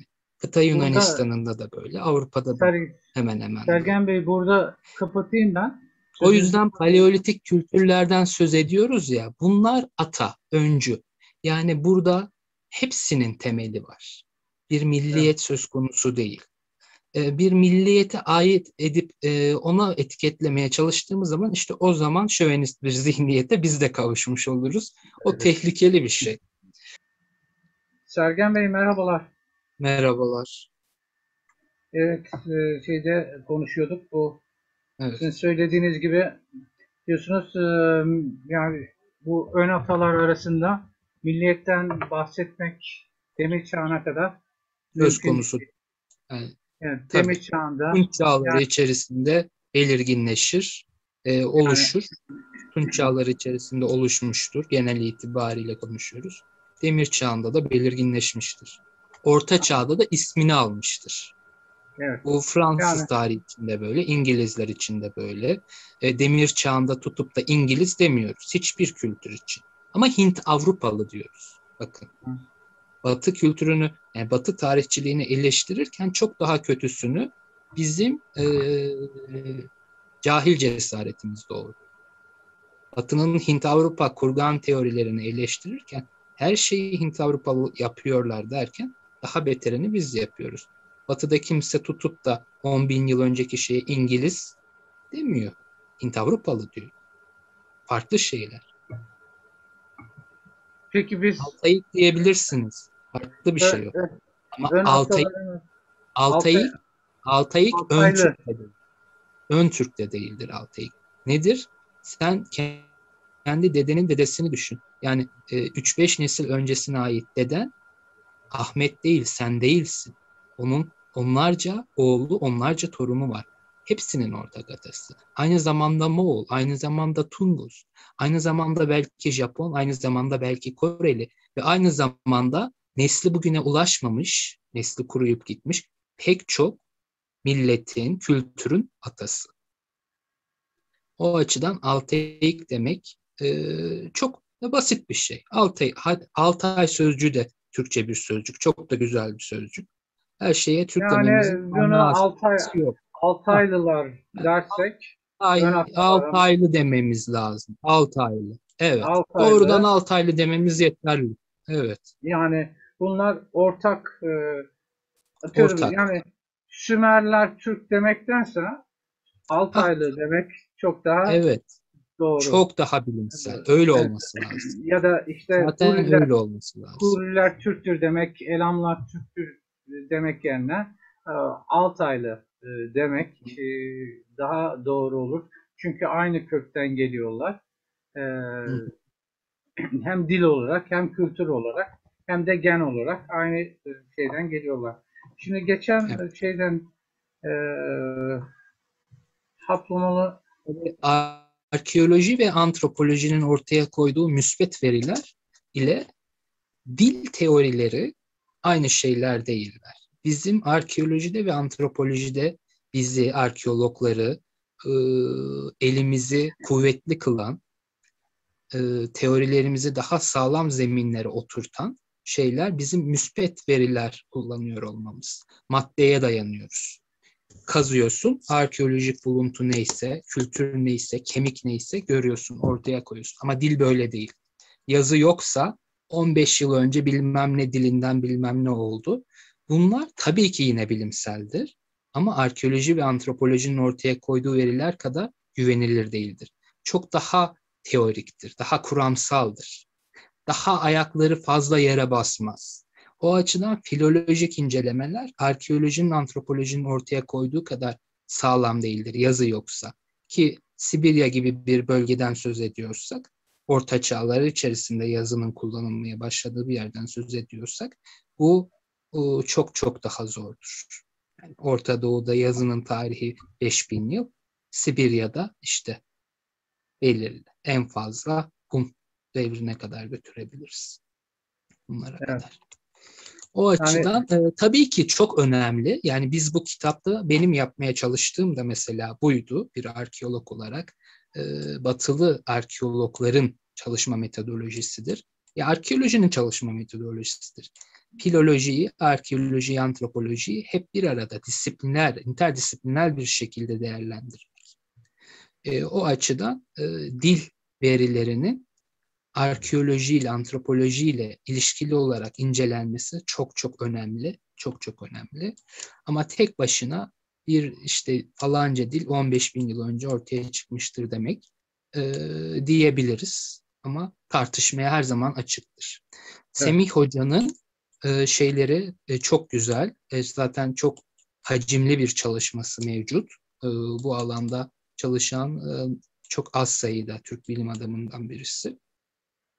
Hoca coğrafi yer isimlerinden yola çıkarak özellikle Yenisey, Baykal, Lena bölgelerindeki coğrafi yer isimlerinden yola çıkarak Türklerin, Türkiye halkların veya hoca hangi terimi kullanıyor orada onu bilmiyorum. Ben kendi terimimle söyleyeyim. Türk Ha, halklarının, Türk soylu aynı halkların kökten gelen halklar diyor hocam. Aynı. bu bölgelerde vücuda geldiğini, ana vatanlarının burası olduğunu coğrafi yer isimlerinden özellikle yola çıkarak ve oradaki en eski tabii ki arkeolojik kültürleri de bununla eşleştirerek orada bir Altayik çok eski bir kültür merkezi olduğunu görüyoruz buranın ve aynı zamanda yöredeki yer yurt isimlerinin bunlar köken tarihi açısından son derece önemli şeylerdir. Yer yurt isimlerinin hep Türkçe olması veya diğer yakın Altay dilleriyle ilişkili olması buranın çok kuvvetli bir muhtemel ana vatan olduğunu ve onun da tarihi tabii tartışmalıdır. 10 bin yıl, 5 bin yıl, 15 bin yıl. Güncel veriler değişebilir. Herkesin farklı bir şeysi var, ortaya koyduğu teorisi var. Değişebilir ama esas çekirdek merkezin orası olduğu görülüyor zaten. Yani ben de öyle düşünüyorum. Pek çok bilim insanı da böyle düşünüyor. Tabii tam tersini düşünenler Orta Doğu'dan, Hazar bölgesinden Urallardan geldiğini söyleyen kişiler de var. Dilciler, tarihçiler de var. Onlar da kendilerine göre dayanakları mevcut. Onlar da bazı tabii ki deliller öne sürüyorlar Türklerin ana vatanı ile ilgili. Hepsi birer teoridir. Ama kuvvetli görünen teori benim de katıldığım kuvvetli görülen teori e, Semih Hoca'nın da ifade ettiği Sibirya, Yeniseyena bölgesi olması lazım. Evet, Sibirya Anavatan. ağırlık basıyor. Diğerleri de var. Ama bu Orta Asya Ama tezi, şimdi tabii diğerleri de var. Niye yani durduk yere öyle bir sohbette, konuşmada 2,5 milyon yıl öncesinin Afrika'sından başlayarak almaya çalıştın? Biraz bu yüzden.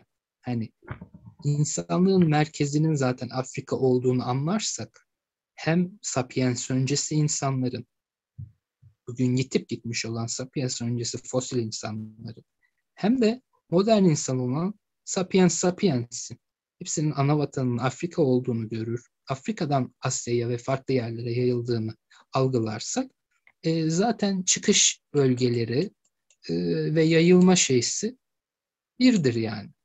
Onu da yapmamız lazım. İnsanlığın beşiği Afrika'dır derken bu klişe bir laf değil yani. Değil. Altı boş bir laf değil. bu Çok işte eskilere gidildiğinde çok eskilere, yani her şeyi daha eskisine götürdüğümüzde çok daha eskiyi aramak insanda bir hastalıktır ya. Daha eskisinde ne var? Daha öncelinde ne var? Hep bir insan daha eskiye, arkeologlar da böyledir. Her şeyin tarihini daha eskiye çekmeye çalışır. Sanki daha eskiye gidince bir şey olacak. Eskiden 3000 yılsa onu 3500'e çekmeye meyillidir genellikle. Hiç böyle 3500 yıllık bir tarihi 3000'e çekildiği, daha genç bir tarihe verildiği azdır yani. Hep daha eskiye gittiğini görürsünüz. Öyle bir eğilim var. Belki de gerçektir, bilmiyoruz. Yani sonuçta bunlar da karbon testleriyle falan ortaya konulan şeyler. Ama insan zihniyetinde de genelde böyle bir yöneliş var. Daha eskiyi merak ediyoruz, daha eskiye götürüyoruz. Daha eskiye gittiğimiz zaman bizi ortaya koyacak şey Afrika'dır. Tüm insanlığın ve tüm kültürlerin merkezi.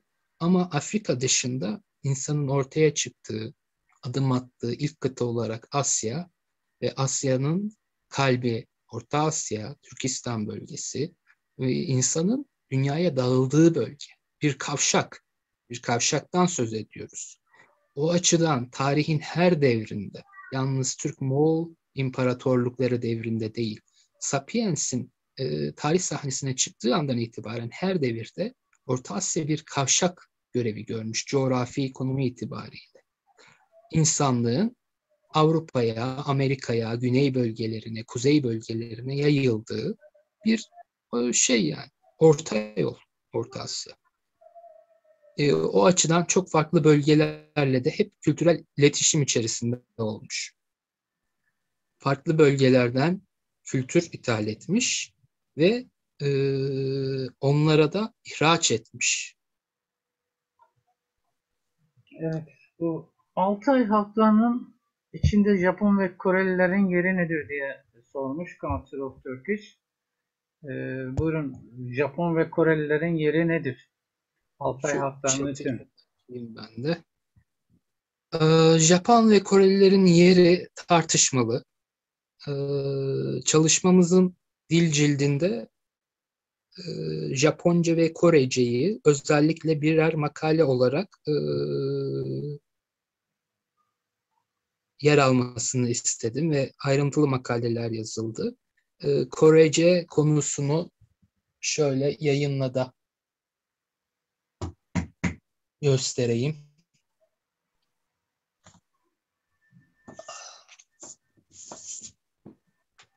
Türkçe, Korece, Moğolca ve Mançuca ve Tunguzca'nın karşılaştırmalı ses ve biçim bilgisi Türk Dil Kurumu yayınlarından Han ve Joy isimli Koreli Türkoloğun çalışmasıdır. Çok teferruatlı bir çalışmadır ve bir Koreli tarafından hazırlanmış olması açısından da Doğu dillerini yani Doğu Asya dillerini iyi bilen bir Koreli ana dili olan bir adam tarafından çalışıldığı için çok çok da önemlidir. Bu Altay Dil Birliği'ne savunan kişilerden birisi Hanma Joyi. Hanma Joyi Korece ve Türkçenin ilişkisini açıklayan özet niteliğinde bir makale kitabımız için de yazdı. Orada Korece'nin eski bir Altay dili olduğunu ve Türkçe ile yoğun ilişkileri olduğunu belli kelimeler üzerinden çok ayrıntıya girmeden ele alıyor. Korece'nin bir Altay dili olduğunu savunuyor. Türkçe ile akraba olduğunu söylüyor. Öyle görülüyor. Yani bunu bir Koreli söylüyor. Üstelik önemli bir Koreli bilim adamı söylüyor. O açıdan yani rahatlıkla bunu bu şekilde kabul edebiliriz. Japonca konusu biraz daha tartışmalı gibi görünüyor. Bir dilci olmamakla birlikte ben dilcilerin çalışmalarını naklediyorum. Fakat çok güçlü bir grup. %51 diyebiliriz. Genel ağırlık artık bu yönde olmaya başladı. Japonca'nın da bir Altay dili olduğu kabul ediliyor. Ve bu konuyu da ünlü Türkolog Talat Tekin'in öğrencisi de olan Profesör Süer Eker hocamız Türkçe'ye ve Japonca'yı, eski Japonca'yı özellikle ve eski Türkçe'yi mukayese ederek Türkçenin Japonca ile olan ilişkilerini ve Altay dil ailesi içerisinde Japonca'nın yeri nedir? Bunu kronolojik olarak hoca da ayrıntılarıyla ele aldı. Böyle bir makale de mevcut kitabın içerisinde. Onun ortaya koyduğu sonuç da şudur. E, Talat Hoca'nın da böyle bir çalışması var. Göstereyim. İlgililer bunu da edinebilirler. Japonca ve Altay dilleri. Şöyle bir risale şeklinde. Burada Talat Tekin de belli bir süre Japonya'da çalışmış ve daha sonra Japonca ile Altay dillerinin özellikle Türkçenin ilişkilerini hem şekil hem ses bilgisi açısından, gramer açısından incelemiş ve neticede Japonca'nın bir Altay dili olduğu sonucuna varmış. Önemli Türkologlarımız böyle söylüyorlar. Ben de bir arkeolog olarak gördüğüm şey, Korelilerin özellikle bu konuda çok ilgisi var. Arkadaşlarımız, Koreli arkadaşlarımız 3-5 yıl evvel bizi Seul'e davet etmişlerdi. Orada da görmüştüm. Gerçekten Kore'deki müzelerde, akademide inanılmaz, Japonlar da aynı şekilde Asya, Sibirya kültürlerine son derece ilgili, tıpkı geçtiğimiz yüzyılların Macarlar gibi nasıl Türkiyat'ın temellerini attılar. Çok sayıda Türkoloji incelemesi yaptılar. Macarlar biliyorsunuz. Türkiyat'ın belki de modern Türkiyat'ın diyelim eski Türkiyat'ın temellerini Kaşgarlı gibi isimlerin attığını kabul edersek modern Türkiyat'ın temelini atan Macarlar gözlerini hep Asya'ya, Türk tarihine, Hunlara diktiler. Bugün Macarlarda, bugün Korelilerde, Japonlarda aynı şeyi görüyoruz. Bu çok da yeni bir şey değil tabii. Onlar da epey bir süredir uğraşıyorlar. Onlar kendi kökenlerini Sibirya'da, Altaylar'da arıyorlar. Yani tartışmalar var olmakla birlikte Korelilerin ve Japonların Altay soylu halklar olduğunu ben de kabul ediyorum. Öyle görünüyor. Evet. Ben Koreli bir Türkiye'de Türkoloji okuyan birisiyle tanışmıştım. O da aynı uzun bir süre sohbet etmiştik bu konuda. Çok benzerlikler var. Yani o da bir Koreli olarak öyle söylemişti. Şimdi bir soru var Sergen Bey. Bu Bunu chat'teki cevapladın. soruları okuyabilirsiniz. Ben okuyamıyorum çünkü. Yani, Bir bakayım şöyle bir dakika. uluslar Ne var henüz seçilmiyorum. Bir dakika ben bir şu şeylere bakayım. Günümüzden 15 yıl önce yaşayan kişilerin bir dil konuşuyor. Şimdi bilemeyiz. 10-15 bin yıl önce bir dil konuşuyordu. Bu hangi dil olabilir? Bilemeyiz. ya da koklaşıyorlar mıydı? Konuşuyorlardı tabii ki ama bilemeyiz.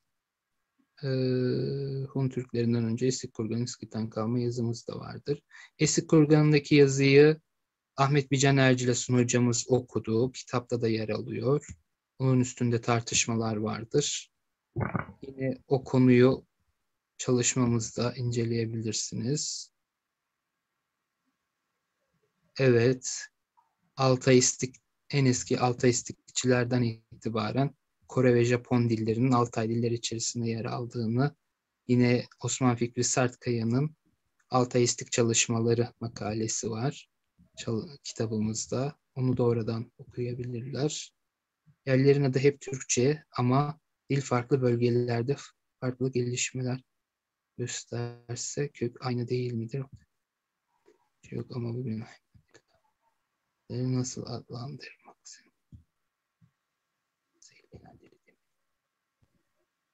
Evet, yani bunlar birer Kur'an. Yeni Seylena dili tabirini kullanıyor Semih Hoca. Farklı farklı teoriler mevcut. Görünen şey de yani 3 aşağı 5 yukarı bu. Sibirya'nın orta ve doğu bölgeleri Altay halklarının esas merkezi gibi duruyor. Evet. Evet. Şurada Semih Hoca'nın kitabında siz konuştunuz zaten. Kendisi Evet. anlattı teferruatlı. Belki o konuşmayı dinlemeyenler varsa gösterelim. Şu. Evet. Yenisi de Böyle basılıyor. hacimli bir çalışma. 950 sayfa falan yenisi basılacak. Yani arkadaşlar orada bir takım sorular sormuşlar da ben de bu hoca bunu yazdığında çok teferruatlı notlar alarak anında okumuştum. Bu açıdan efendim haberdarız yani. Belirtmelerine gerek yok. Bir, Hocanın ne söylediğini sanırım biliyorum. burada şimdi sizin bilim adamlığınızdan kaynaklanan daha tabii e, daha ayakları yere sağlam basarak konuşmak istiyorsunuz. Bunda da haklısınız. Tabii bazı arkadaşlar da şimdi daha kulağa hoş gelen şeyler istiyor, sözler istiyor. Bunlar da tabii e, akademisyenlerden pek gelmiyor. Yani bunun gelmemesinin nedeni de tabii ayağını yere sağlam basmak. Siz de bir arkeolog olduğunuz için daha somut veriler üzerinden Şöyle çalışmak kendi istiyorsunuz. çalışmamı da göstereyim. Bu herhalde bir kısım şeysi daha var. Bu ikinci baskısı yapılmak üzere. 2 yıl evvel çıkarttığımız Şamanizm temelli Güney Sibirya Arkeolojisi isimli bir çalışmam var. Burada da işte söz ettiğimiz kültürler üzerinde benim derlediğim bir Güney Sibirya arkeolojisi üzerine yazılmış ilk Türkçe kitap diyebiliriz. Yaklaşık 200 yıldır bölgede Ruslar başta olmak üzere pek çok milletin kazıları var.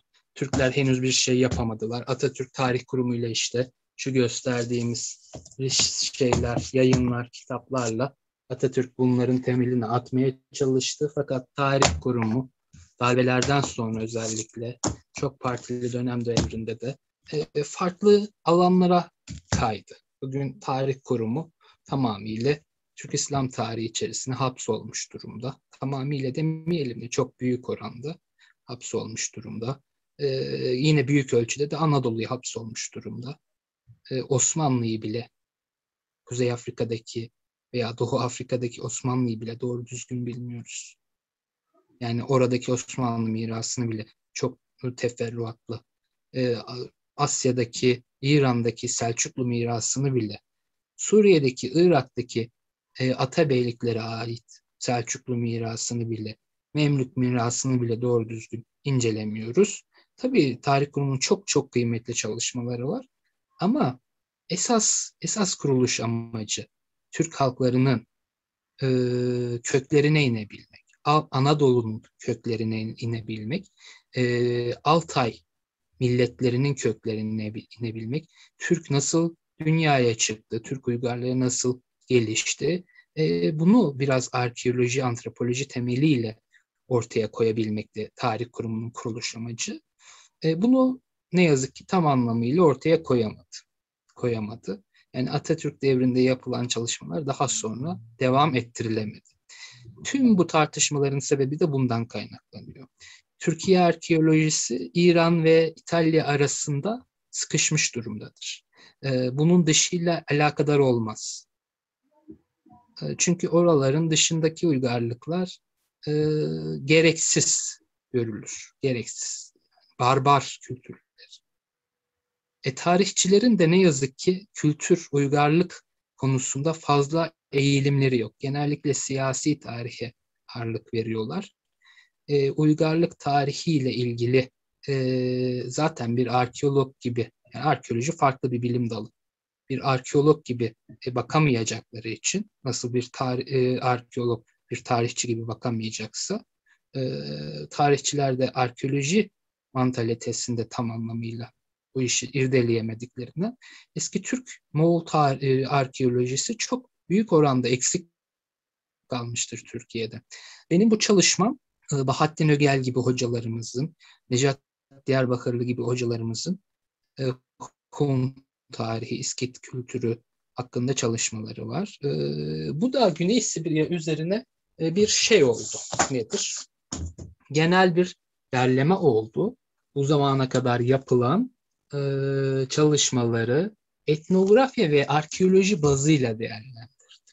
Bu çalışmanın önemi bu. Türklerin henüz bu bölgede yaptığı Almanlar gibi, Ruslar gibi sezonlar boyunca süren kazıları yok. Ama bir yerden başlamak lazım. Nasıl bir şey yapmamız gerekiyordu? Bu zamana kadar yapılan kazılardan çıkartılan materyalleri Ruslar teferruatlı bir şekilde yayınlamışlar. Rus arkeolojisi şu açıdan değerli, şu açıdan değersizdir. Bütün materyalleri çok iyi bir şekilde kataloglamış. Yerin kaç metre derinliğinde, hangi malzemeden yapılmış, ölçüleri, çizimleri, fotoğraflarıyla kataloglardır. Arkeologların albümleri vardır, kataloglar. Resimler, çizimler ve eserlerin kimlik bilgileri. Bunlar tarihçilerin kullandığı fermanlar gibi, tahrir defterleri gibi bizim belgelerimizdir. Ruslar bunu yapmışlar. Envanter dökümleri yapmışlar. Ama şunu eksik koymuşlar. Bölgedeki arkeolojik kültürleri, bölgedeki tarihi ve etnografik kültürlerle eşleştirmemişler. Havada asılı etnografik tarihi kültürler, yani biz Türklerden bahsederken bir Göktürk diyorsun. Hunları bile Türk tarihinin dairesi içerisinde görmüyorsun. Bir de çok eski dönemlerde var olmuş ve Orta Çağ'da kopmuş bir takım kültürler var. Bunları şehir isimleriyle anlatırlar. İşte 21. yüzyıl Ankara kültürü. 21. yüzyıl Ankara kültürü ne demek? Türk kültürü. Ama Türk kültürü demiyor. 21. yüzyıl Ankara kültürü diyor. Bilimsel olarak yanlış mı? Değil, doğru. Konumunu veriyor ve yüzyılını veriyor sana. İşte bu Okunev dedikleri, ne bileyim işte Isekov dedikleri, Kitoy dedikleri kültürler gibi kültürler. Bu Türklerin, Moğolların, Altay halkların öncülü olan kültürlerdir.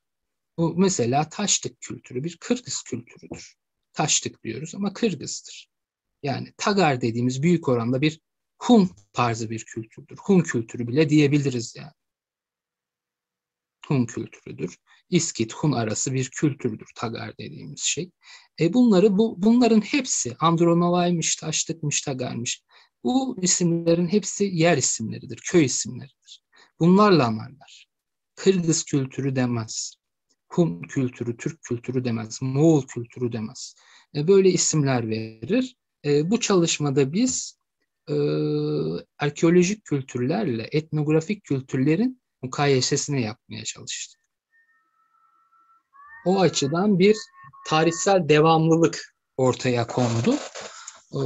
etnografik kültürler ve bölgedeki Altay halklarla bölgenin arkeolojik mirasını Rusların bu kazı raporlarındaki çizimlerinden, fotoğraflarından istifade ederek inceledik. İlgilenen insanlara öneririm. Bu açıdan da bir şey olmuş oldu, bir adım olmuş oldu tabii.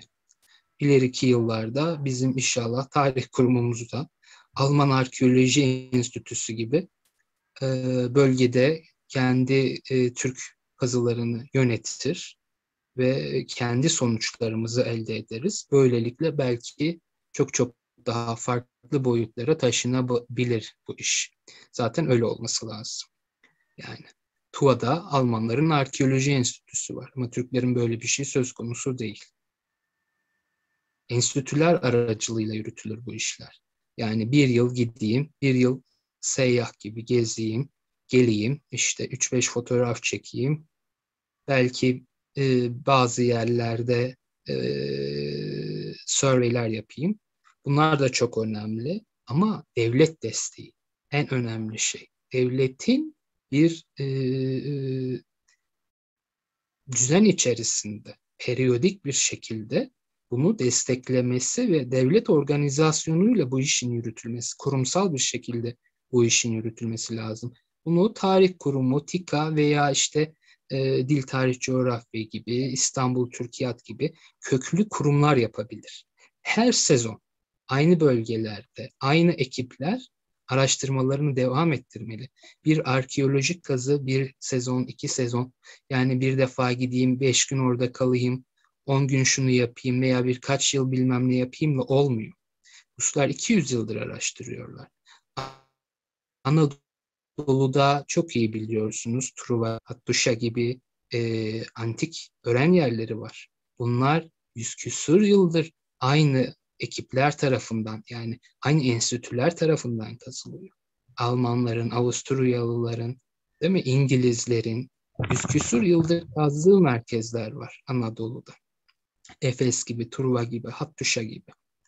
İşte bizde tarih kurumu yine neredeyse 100 yıldır Alacahöyü'yü kazıyor. Dil Tarih Coğrafya ve Tarih Kurumu. Yani böyledir. Bu arkeolojik araştırmalar çok uzun soluklu ve kurumsal çalışmalar olmak mecburiyetinde. Öyle olmadığı zaman bölük pörçük bilgiler oluyor. Ve yani genel bir şeye, sonuca varmak da aslında tehlikeli olabilir tabii. Bir süreklilik olmadığı zaman. Evet. Başka Evet, soru yok galiba. yok galiba. Çok haklısınız. Yani şimdi aslında problem, yani bizim de şu anda burada olmamızın sebebi bizim gibi, yani tarihte profesyonel anlamda alakası olmayan kişilerin de bu işe el atmasının sebebi, maalesef Atatürk'ün kendi parasıyla kurduğu Türk Hı, Tarih Kurumu ve Türk Dil Kurumu'nun görevini yapmamasından kaynaklanıyor. yapmamalıyız. Yani Tabii. yapsaydı biz bunları konuşuyor olmazdık. Belki biz de Hayır, yine konuşulur. Yine farklı bir şekilde konuşulur. okuduk. Ha, bakın şu var. Ee, Piramitoloji diye bir şey vardır. Piramitoloji. Ama bir de Egiptoloji vardır. Bu ikisinin farkı nedir biliyor musunuz? Piramitoloji dediğimiz şey hani biraz daha aktüel olandır. Biraz daha ezoterik olandır ve bu da gerekli.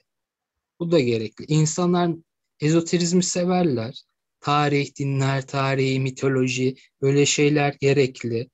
İlla her şeyin maddeci, materyalist bir zemine dayanması gerekmiyor. Ha, tabii ki bilim maddeye dayalı, pozitif olmalı ama onun dışında bir de piramitoloji dediğimiz şey var işte.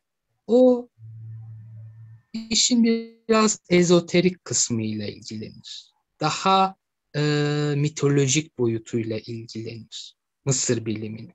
Ama Egiptoloji nedir? Sadece salt bilimdir, tarihtir. Mısır'ın hanedanlarını, piramitlerini, mitolojisini bir bilim dalı olarak inceler. Egiptoloji dediğimiz şey. Piramitoloji dediğimiz şey de ezoterik bilgiyi inceler. Şimdi bizde bilimsel o eski Türk tarihini, Türk Moğol tarihini Egiptoloji gibi bilimsel metotla inceleyen bir alan olmadığı için, yani yeterince doygun olmadığı için sadece ezoterik kanat kalıyor. Ezoterik kanat da bilimsel kanat vazifesi görmeye başlıyor bir süre sonra. Yani her gördüğü sakallı keçi resmini o 20 bin yıl önceki mağara resminde Türklere ait diyor mesela. Böyle bir şey söz konusu olamaz. 20 bin yıl önce cep telefonu da yoktu, Türk de yok. Her şeyin ortaya çıktığı bir dönem var. Ama Batı'da da bu var. Şimdi ben bunu yermiyorum. Batı'da da bu var. Dünyanın her yerinde bu vardır. Ezoterik tarih anlayışı bilimsel fakültelerde görülen tarih anlayışına paralel olarak farklı bir şekilde ilerler. Bizim fakültelerimiz ve kurumlarımız o alanı yeterince doyuramadığı için ezoterizm bilimsel alanında işgal etmiş durumda. En büyük arkeologlar olarak da bizim en büyük sıkıntımız bu. Ne yazık ki hiçbir arkeoloji formasyonu olmayan kişiler arkeolojinin en basitini bile bilmeyen kişiler çok küstah bir şekilde en küçük bir motif benzerliğinden yola çıkarak kendi hayali medeniyetlerini kuruyorlar. Böyle bir şey söz konusu olamaz. Bu Türk tarihine verilen de en büyük zarar ayrıca. Yani belki bunu Türkçü milliyetçi bir düşünceyle yapıyor kendisi. Ama sonuç olarak o Hint-Avrupacı kuramlar dediğimiz Avrupalı kimselerin de işte kahkaha atarak izlediği bir tablo ortaya çıkıyor. Neyse onu söylememiz yeterli. Zaten Türk tarihinin de başkasına ihtiyacı yok. Var olanı söylediğimiz zaman yeterince doyurucu ve zengin bir Türk tarihi olduğunu göreceğiz. Ve çok da köklü bir Türk tarihi olduğunu göreceğiz. Gidip Hititleri Türk yapmamıza ihtiyacımız yok. Yani Türk Göbekli ben, Tepe'yi ben de Türk yapmamıza da ihtiyacımız yok. Anlatabiliyor muyum? İlişkiler varsa görülür zaten. yani o Hititler değil ama Hattilerin Asya ile ilişkileri olduğunu Atatürk zaten ortaya koymuştu. Hattice'nin Asyatik dillerle benzer olduğunu zaten ortaya koymuştu. Ama Hatti-Hitit farklılığına bile idrak edemeden Hititlerin Türk olduğunu söylersek o zaman tabii gülünç olur. Gülünç olur. Ama tabii Hatti kavramını mesela niye önemsedi Atatürk? En son bunu söyleyerek bitirmek istiyorum. Biliyorsunuz son yıllarda bir Louis'cilik diye bir şey ortaya çıktı. Louisian Studies diye bir vakıf var. Avrupa merkezli. Başında da bir jeoarkeoloğum diyen bir adam var. Arkeolog değil, jeolog galiba. Fakat arkeolojiyle ilgileniyor. Yani yine bir bilim adamı tabii ama e, bir Louis tezi ortaya attılar. Louis'ler kim? Hint-Avrupalı bir halk. Louisce bir Hint-Avrupa dili. Çözülmüş bir dildir Louisce. Yani salak saçma şeylerle izah etmenin anlamı yok. Louis'ler bir Hint-Avrupa halkıdır. Louisce bir Hint-Avrupa dilidir. Bunların ortaya koyduğu teori şu. Louis dili belgelenmiş en eski Hint-Avrupa dilidir. En eski Hititçenin de kardeştir bundan sonra. Ve ana vatanları Anadolu'dur. Doğal olarak Hint-Avrupalıların ana vatanı Anadolu'dur. Buna getiriyor. Hint-Avrupalıların ana vatanı Anadolu'dur diyor. Ve bunu Louis'ler üstünden açıklıyor. Ve devamında bunu bilimsel olarak kendileri söylüyorlar. Bir de bunların taşeronları var. Sosyal medyada çalışan taşeronları var. O taşeronlar ne yapıyorlar? Onlar da işte Louis, Alevi gibi saçma sapan şeylerle kelime etimolojileri, oyunları yaparak kendilerine farklı bir şey çiziyorlar. Köken teorisi çiziyorlar. Şimdi iki koldan işliyor bakın. Bu Louisian Studies dediğimiz vakıf ve onların yayın organları Louis'lerin bir Hint-Avrupa halkı olduğunu, Louisce Hint-Avrupa dilini ve onların arkeolojisini bilimsel yollarla anlatıyorlar. Louis'lerin ana vatanının, Hint Avrupalıların ana vatanının Anadolu olduğunu tamamen bilimsel yöntemle ortaya koyup izah etmeye çalışıyorlar. Bir ölçüde de doğrudur. Ama bunların taşeronu olan, yine onların finansörlüğünde çalışan sosyal medya grupları, ki sosyal medyadan öğreniyoruz, kitaplardan değil. O açıdan çok tesirli. Onlar Sergen şunu Bey, söylüyor. güzel bir konuya girdiniz aslında. Şimdi Louis'ler ve gerçekten bu söylediğiniz gibi bir Louis saçmalığı başladı. Bu konuda biz yani yazdık da epey, bu sosyal medya silahşörleri var. Ya yapmayın. Bizim bildiğimiz insanlar bile o saçma Louis yazılarını Hı hı. paylaştırdılar. Ben artık yorum yazmaktan, arkadaşlar, bu kendi sayfamda yapmayın bunu demekten yorulduk hepimiz. Ama maalesef Louis, Alivu, ondan sonra bir takım saçma sapan şeyler, sizin söylediğiniz gibi. Evet, Hı hı. sizi dinliyoruz şimdi. Bu Bu konuya çok girince.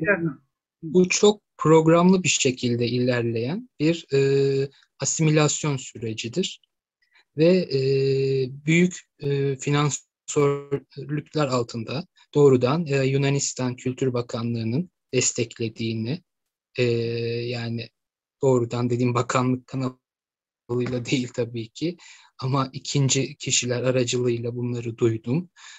Zaten bu Living Studies dediğimiz vakfın resmi web sitesinde de bazılarını kaldırdılar, bazıları hala duruyor.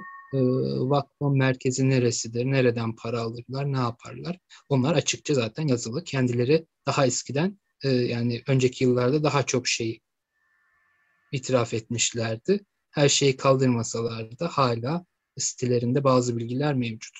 Batı merkezli bir vakıf. Dediğim gibi kendileri işin bilimsel kısmını yapıyor. Bunların sosyal medya taşeronları olan yerliler, Türklerde Alevi ve Luvi kelimelerini saçma etimolojik izahlarla ışık halkı, ondan sonra alev, ateş, Alevi, Alevi, bilmem ne, böyle saçma sapan şeylerle bunu açıklıyorlar. Bunun sebebi ne peki? Niye bunu yapıyorlar? Şimdi bu iki ayaklı bir olay dedik. Birinci ayağında akademik olarak ne yaptı? Luviler en eski Hint Avrupa halkıdır. Hint Avrupalıların ana merkezi de Anadolu'dur dedi bilimsel olarak. Bu bilimsel olmayan kanat, taşeron kanat ne yaptı? Alevileri Luvilere bağladı. Böylelikle ne oldu? Anadolu'da tartışmalıdır. Bakın, ister bir kişi olsun, ister 100 milyon kişi olsun.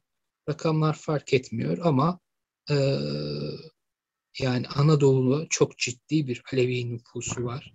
Malum olduğu gibi 30 milyon mudur, 20 milyon mudur? Ben bunu bir rakamla tartışmaya girmek istemem ama milyonlarca kişinin olduğu bir nüfusu Türklük dairesinden, şamanik köklerinden kopartarak saçma bir Hint Avrupalı Louis merkezine dayadı. Ve böylelikle ne yaptı? Anadolu'daki e, Ermeni ve Rum kökenli unsurların Anadolu'yu boşaltmasıyla Anadolu'da oluşan boşluğu, Hint-Avrupa boşluğunu bir dinsel grup üzerinden doldurdu. Bunlar da çok ciddi bir yaygınlık kazandı bu görüş. Sosyal medya vasıtasıyla. Yani bugün milyonlarca insan bu teoriye inanıyor. Sosyal medyada çok akıllı olduğunu zanneden, işte bu keçileri Türk yapanlar gibi, e, ışık halkı, Luviler, oradan gelen Aleviler, sana diyor ki sen bir Hint Avrupalısın diyor. Ve Anadolu'da 20 milyon, 30 milyon Hint Avrupalı olduğunu iddia etmiş oluyor. Şu kitabı önereyim akademik olarak, bu konuyu merak edenler için. Yapı Kredi Yayınları'nın Lukka'dan Likya'ya isimli atlas boyutunda çok hacimli bir çalışmadır. Lukya'nın e, kültürlerini, kentlerini teferruatıyla bütün Likya arkeolojisini burada görebilirler. Çok ayrıntılı bir çalışma. Tamamıyla da bilimsel bir çalışmadır. o kazıları yapan kişiler tarafından yapılmış. Bir de yerli bir çalışma olması açısından da önemli tabii. Bu kitabı okuyabilirler. Şimdi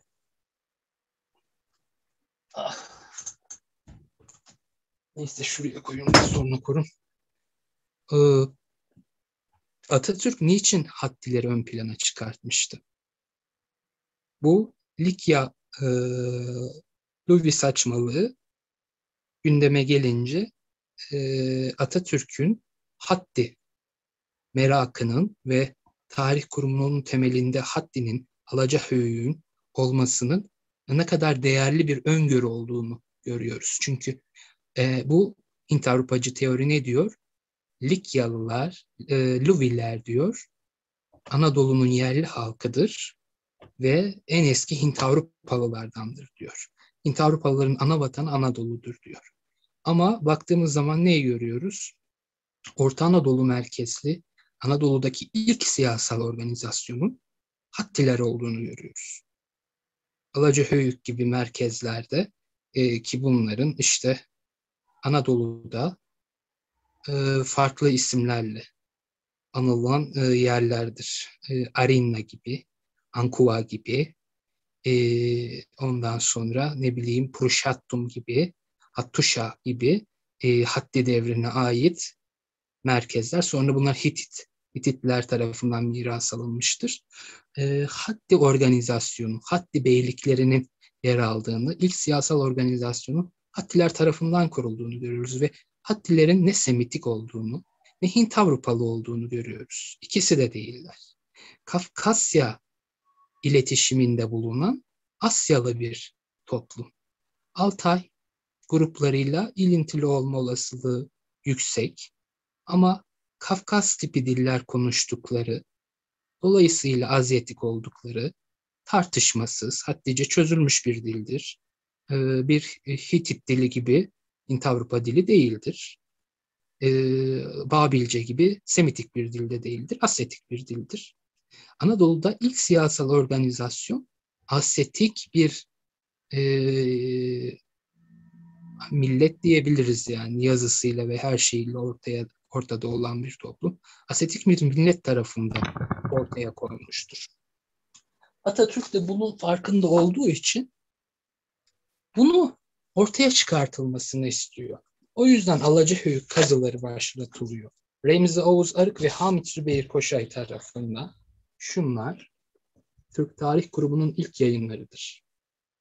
Şöyle. Alacahöyük hafriyatının kazı raporları. Atatürk'ün direktifleriyle merkez kazılıyor ve burada şöyle gösterelim. Şu kamera nasıl dönüyor?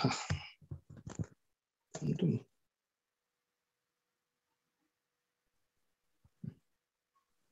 Bakın. Şöyle. Bunları 30'lu yıllarda Atatürk'ün emriyle kazılan Alacahöyük mezarlarının buluntuları Türkçe ve Fransızca olarak yayınlanmıştır. Bu Alacahöyük Kral Mezarı hazineleri bugün Ankara Anadolu Medeniyetleri Müzesi'nde sergileniyor. Çıktığı günden beri Ankara Müzesi'nde teşhirdedir. İşte mezar mezar görüyorsunuz. 1935 yılında yapılan kazıların raporları çok ayrıntılı bir şekilde bütün ölçüleriyle, derinlikleriyle bunlar Hatti kültürüne ait buluntular belgelenmiştir. Başka ciltleri de var. Tabii bunlar ciltler dolusu şeyler. Atatürk'ün ne kadar bilimsel ve sistematik çalışmayı seven bir adam olduğunu göstergesi.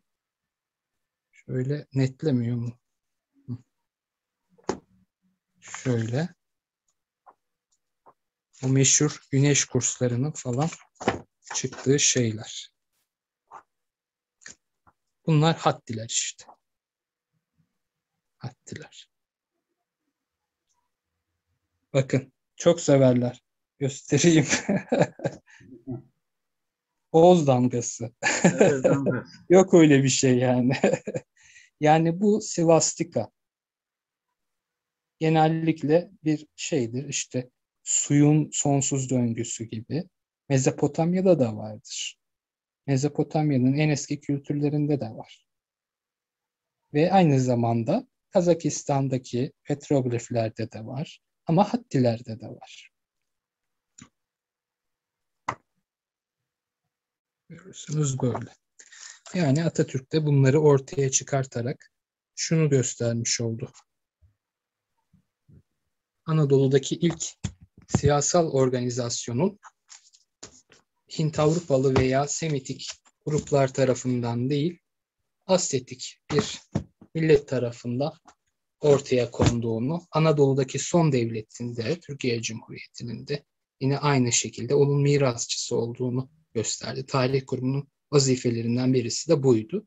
Bunlar bugün hala geçerlidir. Hala geçerli. Ve sadece yerli kaynaklarda değil, esas temel çalışma kazı raporları olduğu için tüm yabancı çalışmalarda da bunlar hala atıf almaktadır. Yani bir şey değil. Hani Türk tarih tezi diye elimizin arkasıyla ittiğimiz şeyler değil bunlar. Ayrı bir şey. Türk tarih tezi teorisinin içerisinde belki yani belki değil bazı kısımlar tamamıyla reddedilen kısımlar var. Ee, Yani o dönem için sulandırılmış şeyler de var tabii ki. Her zaman olduğu gibi Atatürk döneminde de şakşakçılar ve soytarılar vardı tabii ki. Bütün yönetimlerde vardır bu tarihin her devrinde. Her şeyi de sulandırmışlardır. Özünden saptırmışlardır. O dönemde de vardı. Ama o dönemi okurken de neyin yani mesela bugünkü gazeteleri ve kitapları okuyoruz. Neyin ciddi, neyin gayri ciddi olduğunu idrak ederek okursak daha bir ortaya net bir şey çıkarırız değil mi? Ama her şeyi ciddi, gayri ciddi her şeyi birbirine karıştırırsak o zaman ortaya kötü bir şey, tablo çıkar. Türk tarih tezi Atatürk döneminin tarih araştırmaları için de aynı şey söz konusu.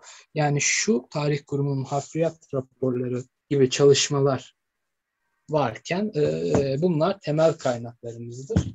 Diğer şeyleri bunların yerine korsak o zaman yine sapmış oluruz ana şeyimizde. Bunu da söyledikten sonra biz de 12 yaptık. Hocaya biraz şey yapmıştım ama bizim de 12 oldu. Evet. Herhalde. Şimdi sizi bırakacaktık ama siz Louis'lere girince çok önemli bir konuya girdiniz. Teşekkür ediyorum. Çünkü Ben teşekkür bu gerçekten çok önemli. Sosyal medyada e, o kadar yaygın bir şekilde paylaşılıyor ki insan ve bunu da e, yani inanılmaz bir derecede kendilerini ne bileyim milliyetçi, Atatürkçü, Türkçü diye tanıtanlar yapıyor. Tabii inanılmaz bir hata ve politik bu yani bir belirli bir politikanın sonucu. Sizin de Bu söylediğiniz. çok sistematik bir asimilasyon sürecinin sonucu. Yani bu Evet, şeyin içine dahil olan insanlar bilinçsiz bir şekilde Batı tezlerinin piyonu haline gelmiş oluyorlar. Bunu evet, bilinçsiz bir şekilde yapıyorlar. Çünkü Avrupalı vakıflar, Avrupa'nın bakın burada gösterdiğim kitapların hepsini özellikle seçtim yani alelade şey seçilmiş şeyler değil. En başta Gertrude Bell'in anılarını göstermemin sebebi oydu. Gertrude Bell, Orta Doğu'nun sınırlarını çizen kadındır. Biliyorsunuz Suriye'nin, Irak'ın, Mısır'ın sınırlarını çizen kadındır. cetvelleş. Yani ilk üniversite mezunu İngiliz kadınlardan birisi. Arkeolog, ciddi de bir arkeolog. Ama aynı zamanda önemli de bir yani çöl kraliçesi unvanı alacak derecede bir şey. İngiliz istihbaratının e, üyesi, Eleman. Evet. elemanı, casus. Bu hep böyledir. Çok sistematik çalışırlar. Bugün de öyle. Batılı e, arkeologlar Anadolu'da e, nasıl ifade edelim? İşte bir Kürdün konuştuğu Kürtçe ile bir Arap'ın konuştuğu Kürtçeyi birbirinden ayrıştırabilecek seviyede iyi dil bilen insanlar da vardır. Hepsi demeyelim de özellikle bu konuyla ilgili buraya gönderilenlerin Kürtçe konuşan bir adam gerçekten Kürt mü? Yoksa Arap ama Kürtçe mi konuşuyor? Onun bile farkına varan insanlar var, emin olun yani. O yüzden Yani onlar bu kadar sistematik çalışırken kolaylıkla onların istediği kulvara doğru düşülebilir. Ha, bu da şey değil tabii ki. Öyle bir paranoya da değil. Böyle aptalca bir paranoyanın içerisine de yer almaya gerek yok. İşte her yanımızı bilmem ne yaptılar, casuslar bilmem ne sardılar gibi bir şey de demiyoruz. Sadece dikkatli olmak lazım. Her evet, söyleneni atlamamak lazım. Yani internet gibi bir şeyi, büyük bir avantajı, her okuduğumuza inanacaksak bunun ne amacı var? Araştır, incele ama farklı farklı kaynaklardan oku. Yani kafanda bir fikri oluşturup o fikri desteklemek için, o fikre deliller bulmak için araştırma yaparsan zaten yaptığın araştırmanın hiçbir anlamı yok. Onu çürütmek için okumaya çalış. Her zaman böyle olması lazım. Her alanda, sadece arkeolojide değil. Eğer bir düşünceniz varsa onu kendi kendinize çürütmeye çalışın. Çünkü doğru bilgiye öyle ulaşabiliriz. Onun aksine neler söyleniyor? O fikrin aksine, o teorinin aksine neler söyleniyor? O teoriyi devamlı destekleyecek şeyler okumaya, o yönde araştırmaya yapmaya devam ettikçe o cılız bir teori bile olsa bizim için artık mutlak kanun haline geliyor. Onun için başka farklı görüşler, kim ne söylüyor, itirazlar nedir? Bunlar önemli. Farklı farklı kaynaklardan okumak önemli. Ve tabii dikkatli olmak çok önemli. evet. Evet. Çok çok çok teşekkürler Sergen Bey, Ben katıldığınız için, teşekkür ederim hem ağırladığınız de için. değerli bilgiler için. Bu Louis'ler de şey gibi oldu. Yemeğin üstüne tatlı gibi geldi. Güzel oldu. Güzel oldu. Evet, Katılımcı evet. arkadaşlara da teşekkür ediyorum. Önümüzdeki hafta cumartesi akşam 2 tane olacak yine. Cumartesi akşamı Altın Elbiseli Adam ve Gümüş Kap yazıtı, araştırmacı Hı, yazar Turgay Tüfekçioğlu hı, bizimle birlikte olacak.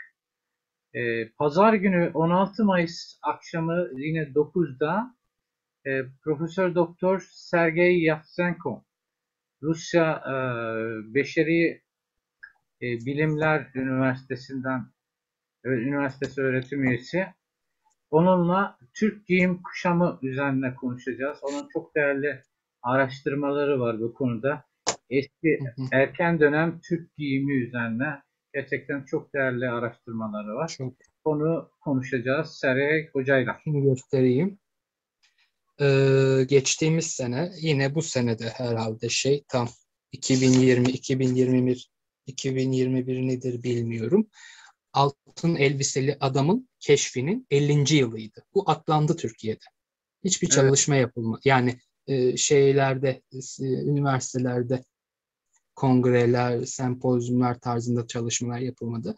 Ama öyle bir şey var. Mehmet Kutlu'nun Ege Yayınları'ndan yayınladığı çok güzel bir derleme. O açıdan çok önemli bir çalışma bu. E, Burada yeri gelmişken söylemek istedim. Şöyle, çok hacimli değil ama altın elbiseli adam Esik Kurganı'nın arkeolojik raporlarını bütünüyle Türkçe'ye kazandırdılar ve o mezarların, kurganların o devre ait fotoğraf çekimlerini de koydular içerisine.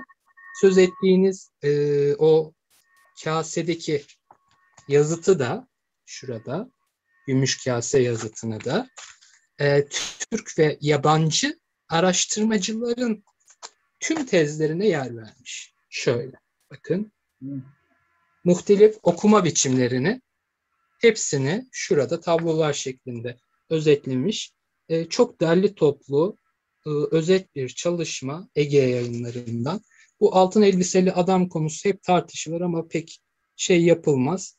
Bu kitaba başvurabilirler. Onun dışında Kazakistan'da hala böyle arkeolojik keşiflerin altın elbiseli adamlar, altın elbiseli kadınlar, prensesler bunlar hala gün yüzüne çıkmaya devam ediyor. Onu da belirtelim. Yani tek bir buluntudan söz etmiyoruz. Hala yapılan yeni kazılarda pek çok benzeri altın elbiseli adamlar ve kadınlar kazılardan bulunuyor. Çok çok çok zengin bir sanat üslubunun eserleri. Şöyle bakın. Şöyle. İskit Saka sanatının bunlar gerçekten şaheserleri. Evet. Bunları da göstereyim dedim. Evet, Yeri gelmişken. sağ olun. Evet, sağ olun. Tamam. Ben bir soru sormak istiyorum son olarak ve Oktay Bey izninizle. Buyurun. İskitler Türktür diyemiyor galiba Sergen Bey. Doğru mu anladım? Öyle. Asyatik mi diyorsunuz Diyebiliriz. Hayır İskitlere? hayır diyebiliriz. Yok. Yani şunu söylemek istiyorum. İskit dediğimiz şey Türk'ün doğrudan atasıdır. Hiçbir şeysi yok. Yani bunun. Çünkü İskit bir demir çağı uygarlığıdır İskitler. Zaten demir çağında bu milliyet meselesi demir çağında artık belirginleşti. Tamam, İskit peki. konusu İskit konusu İskitlerin ana vatanının belirlenememesinden kaynaklanıyor. İskitlerin biz Güney Sibirya kökenli Sayan bölgesinde ortaya çıkmış bir uygarlık olduğunu, ondan sonra bunların bir kolunun Kazakistan'a, öte kolunun Kuzey Karadeniz'den, Kafkaslardan Kuzey Karadeniz'e ve Avrupa'ya doğru yayıldığını, yani iki kol ayrılarak Avrupa'ya doğru ve Kazakistan'a doğru yayıldığını, Kazakistan'a inen, güneye inen kolun tıpkı Selçukiler gibi Farsileştiğini, Persileştiğini, Karadeniz'in kuzeyine gidenlerin Grek kolonileri etkileriyle Grekleştiğini ama esas menşeilerinin Altay Sayan Dağları olduğunu ve en eski kurganların Arjan kurganı gibi en eski İskit kurganlarının orada olduğunu, orada kalanların yerel geleneği devam ettirdiğini, Türklerin bu kültürün içerisinden çıktığını ama Karadeniz'e gidenlerin Grek tesirine, Kazakistan'a ve Orta Doğu'ya inenlerin Pers tesirine girdiğini görürsek hiçbir mesele yok. Batılılar İskit'i tamamıyla bir Hint-Avrupa kültürü olarak gösteriyorlar. Bunu yaparken de şöyle bir oyunbazlık yapıyorlar. Bu çok büyük bir tarihsel yalandır. En şiddetle karşı çıktığım şey benim. Selçukluların hanedan soyunun, geçmişinin bilinmediğini farz edin. Birkaç tane Selçuklu hükümdarının ismi günümüze kalmış ve o isimlerden yola çıkarak Selçukluların, onların medeniyetinin her şeyinin Fars olduğunu söylüyorsunuz. Öyle bir saçmalık olabilir mi? Olamaz. Aynı şeyi İskitler için yapıyorlar. Biz Selçukluların nereden geldiğini, nasıl devlet kurduklarını, ne yaptıklarını daha geç dönem olduğu için, tarihi kitaplarda vakanüvisler kaydettiği için biliyoruz. Ne olduğunu biliyoruz ama milattan evvelki İskitleri bilmiyoruz. Aynı göç yolları, aynı şey söz konusu. Yine Altay Sayan dağlarından çıkıp güneye inen bir Asya kavmi ama Türk bu artık açıkça Selçuklu'da olduğu gibi. Selçuklu'nun tarihini anlatan tarih kitaplarımız var. Onun hükümdar isimlerinden yola çıkarak onlara Fars demiyoruz.